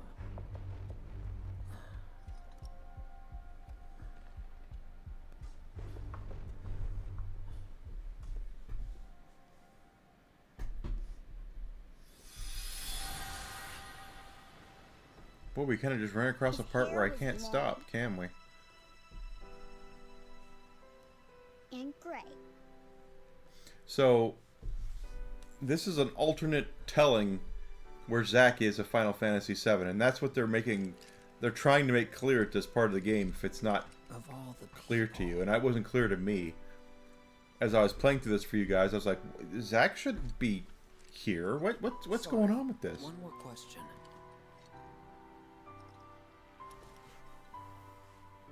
Does Aerith, does she have feelings for Cloud?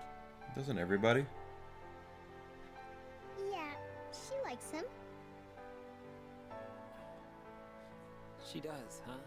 Can't say I saw that coming. Oh, Because you weren't there. Silly. You silly goose.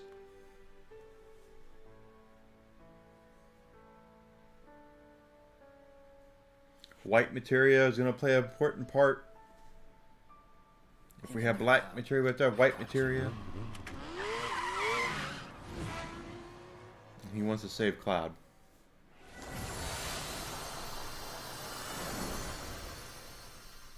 Hello. Just, you know, oh, what? We have a hello. Somebody's in there. And it's not like we have much left. Up and at him, soldier.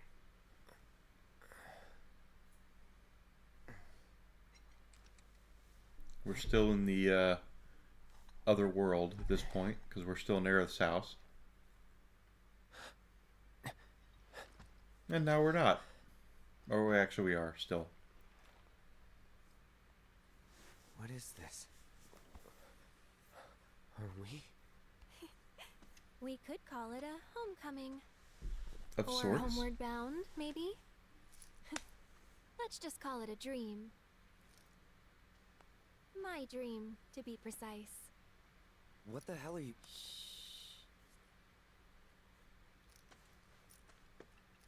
Just play along for a bit, okay?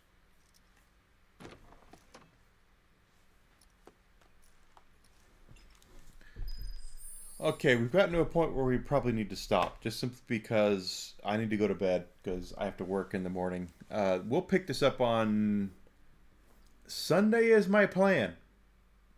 But we might pick it up on Friday night, depending on what Alex does. So we'll call it a day here. We'll finish this game on Sunday for certain. We're getting real close to the end. I have a lot to say about the ending. I have a lot to say about the proceedings leading up to the ending. I have a lot to say about what is going to happen, because as anybody my age knows, I didn't finish telling my story about PSM magazine. But they used to do CD-ROMs of games, right? They would send you, I subscribed to the magazine, and every month they would send you in the package with your magazine was a CD-ROM. And a lot of the CD-ROMs were really cool stuff. They had, wallpapers, they had screensavers, they had videos on games coming out, things like that for your computer.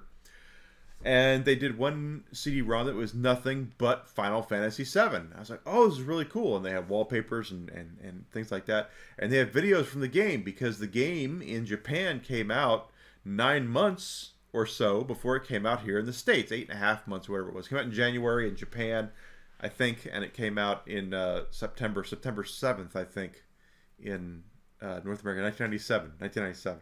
I know it was September 1997. So they had all these videos of Final Fantasy VII, and they basically took all the live-action video, all the full-motion videos from Final Fantasy VII, and put them on the disc, which is cool. It's great, because it's great graphics and stuff like that. The problem is they didn't put any spoiler alerts in it. So what's about to happen on Sunday or Friday night, whenever we complete this game, I saw with no warning before I played the freaking game. Months before the game came out. So, yeah, I was not happy. I totally was not happy. Let's go ahead and save this in the first save file where we are, because we're about to get to the end here. 154 hours. All right, so we'll pick this up. My plan is for Sunday for us to play with Alex on Borderlands 3, and Sunday to complete this game. If Alex is unavailable on Friday, which she says she won't be, but she said she wouldn't be this last week, but she had something to do, and I don't fault her for that. Real life comes up, guys, and real life is always more important than online life. Please don't think that Twitter or Twitch or YouTube is a real place, because it's not. It really isn't. Always prioritize real life before you prioritize anything else. Alex and I were going to play Borderlands 3 together on Friday night. One of her friends had a problem. She had to go take care of it with her friend. Completely fine. Not mad at her at all. I would do the same thing for a friend of mine, and she would do the same thing and have the same reaction to me. When she brought it to me at my attention, I said, hey, it's fine. Go do what you got to do.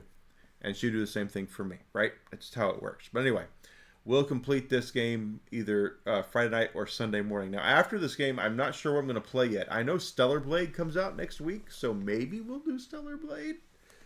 I said next week. It comes out in 3 days, apparently, or 4 days, or whatever it is. Maybe we'll start. We'll try to see if Stellar Blade's any good, but otherwise, we might go retro for a little while. We might pick up something else, and maybe we'll do Final Fantasy VII. Maybe I'll pick up the Switch and load that up, and because I have Final Fantasy VII on the Switch, and we can actually see the differences between the remake and rebirth and actually the game, and see how it works and see how the mechanics work. I will warn you guys though that it's grindy. Like RPGs, JRPGs at that time were grindy. So and you have to make sure you're leveling everyone up at some sort of pace. You can't just ignore the characters you don't like. You have to actually level them up too, because everyone does things. You know, it's important to do. So maybe we'll do that. I haven't decided yet, or maybe we'll pick up a new game. Who knows? I don't know.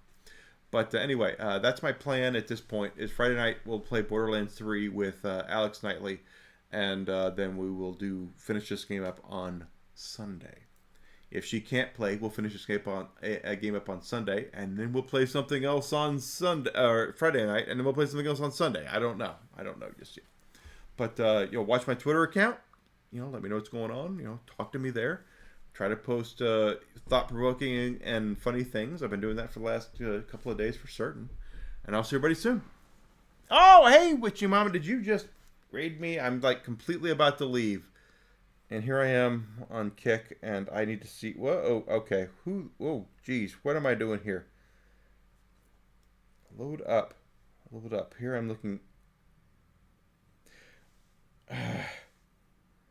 Where is my 6-digit code? Yeah, I'm just finishing up. I'm gonna take this to bed. Where's my... is it an email? It is. Okay, hold on. Let me know who you think I should raid out to on Kick, and I will totally do it. How are you doing, by the way? Are you all right? Because it sounded like, earlier you were a little preoccupied.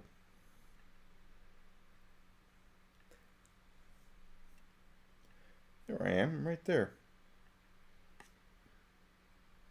You didn't okay, you didn't raid. Did you raid me? I can't tell. It says I have one viewer, and that's you. But anyway, it doesn't matter. I'm gonna go to bed. Oh, it's fine. Like I just was saying, real life comes first. That is much more important than me playing Final Fantasy VII Rebirth. I totally get that. Do not ever fret about such things, quite frankly. I would never hold that against you whatsoever. I just hope he's all right. Hope he's doing okay. That's the most important thing, is he's doing okay.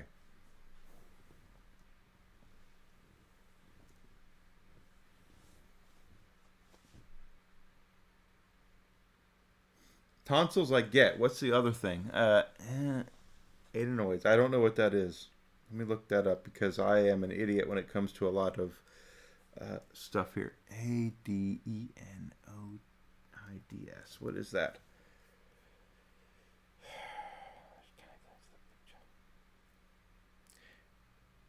Oh, okay. Well, that is a big deal.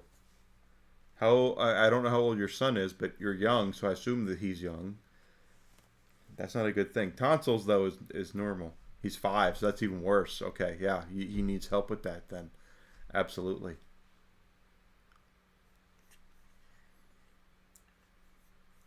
Look at me trying to guess the age of ladies, which I should never be doing.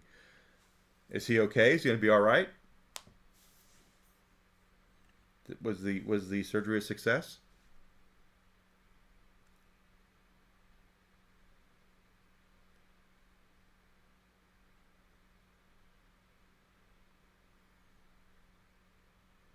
%50 is never good, especially in a 5-year-old. Okay, surgery went great. That's great. Okay, that's good.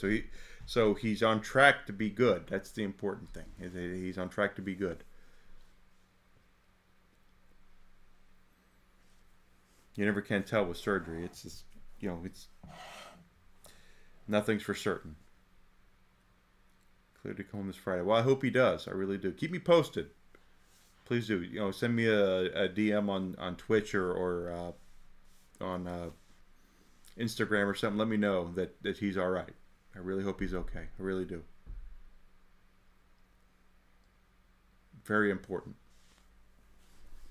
Family is there's nothing more important than family, quite honestly. Horrible to hear.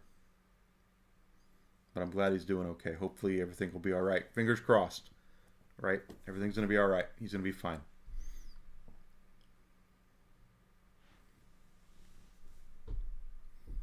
And see, with 5-year-olds, it's with kids, it's one thing. I've said this to my girlfriend 1,000 times, and I really honestly mean this. Running this, okay, well, running that means he's good if he's running. Absolutely. When we watch these commercials about childhood cancer and things like that, it's like, kids don't deserve that. It's one thing if you got a guy that's in his 60s who smoked his whole life and he's got lung cancer. It's like, yeah, I feel bad for him, but at the same time, you smoked your whole life, so what can you do? Kids don't deserve it. Kids do not deserve anything. They're too young to have this kind of stuff happen to them, and it's just, my heart goes out to kids when this stuff happens. Kids are way too young to have this stuff happen to them. So childhood disease and illness, terrible stuff, just horrible. He's running though. Jeez, after surgery, they must have not. I don't know. I'm unfamiliar with that surgery, so I am familiar with tonsil surgery. Tonsil surgery is nothing, right? I mean, they stick. My brother has his tonsils out. You get ice cream, right? But the other one, I'm not entirely certain about. Is your son allergic to any foods that you're aware of? Peanuts or anything like that? Peanuts is a big one.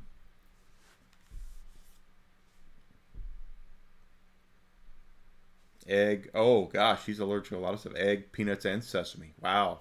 Okay, egg is a big one because there's a lot of eggs and a lot of things that we don't realize. Pizza and pasta and things like that. There's a lot of eggs in that stuff. Oh, he can eat so he can't do like scrambled eggs, but he can do like baked and okay, all right. That's not too bad then.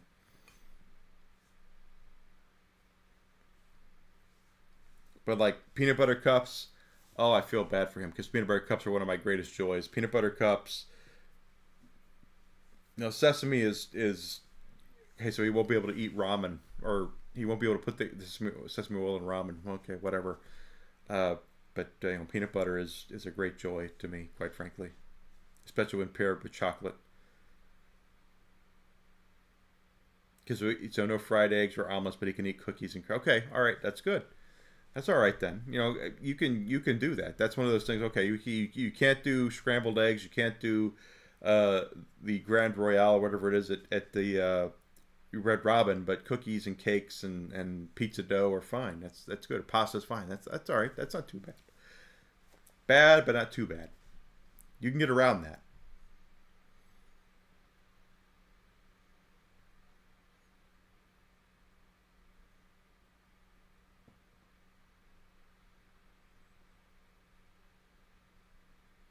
Yeah. Well, I mean, the earlier you know, the better off it is. You know, it's just how it is. You know, you can just know.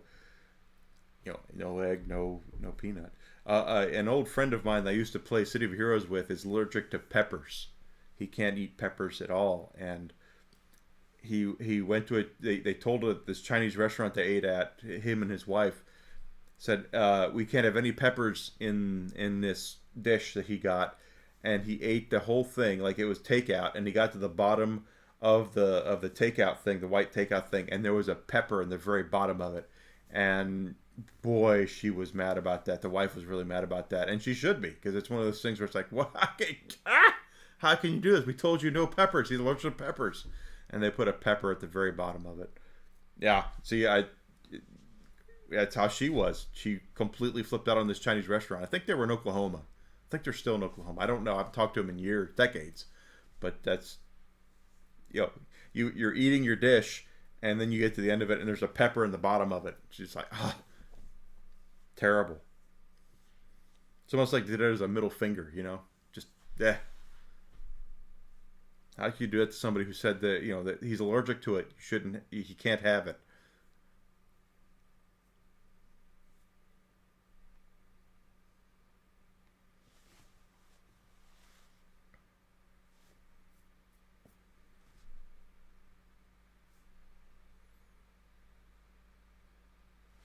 Absolutely terrible.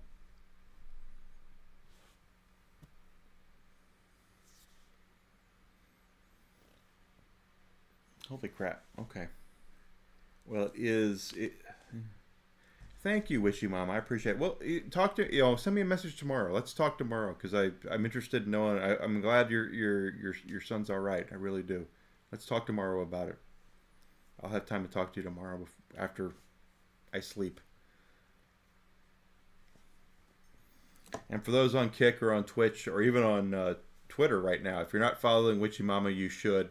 She is a wonderful person. She's been a really a wonderful friend to me for several months now, and you really can't ask for someone better to actually look after you, because she's just been.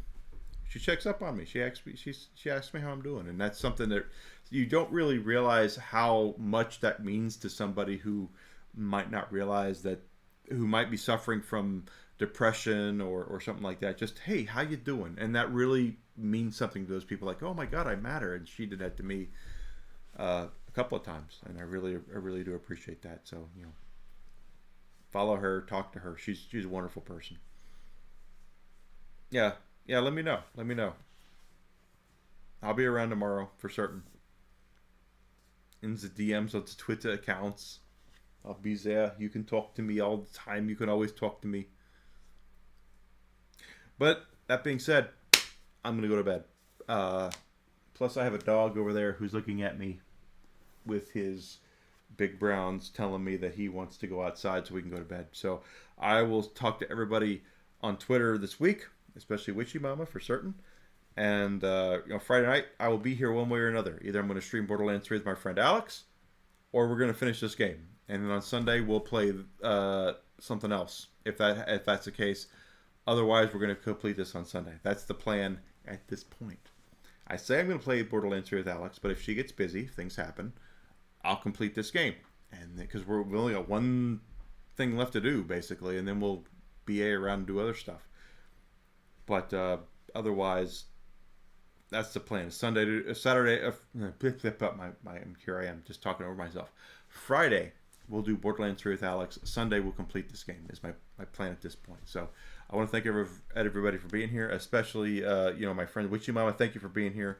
Really appreciate that, and please let me know how your son is doing. I really want to know. And I will talk to everybody here coming up. Thank you so much.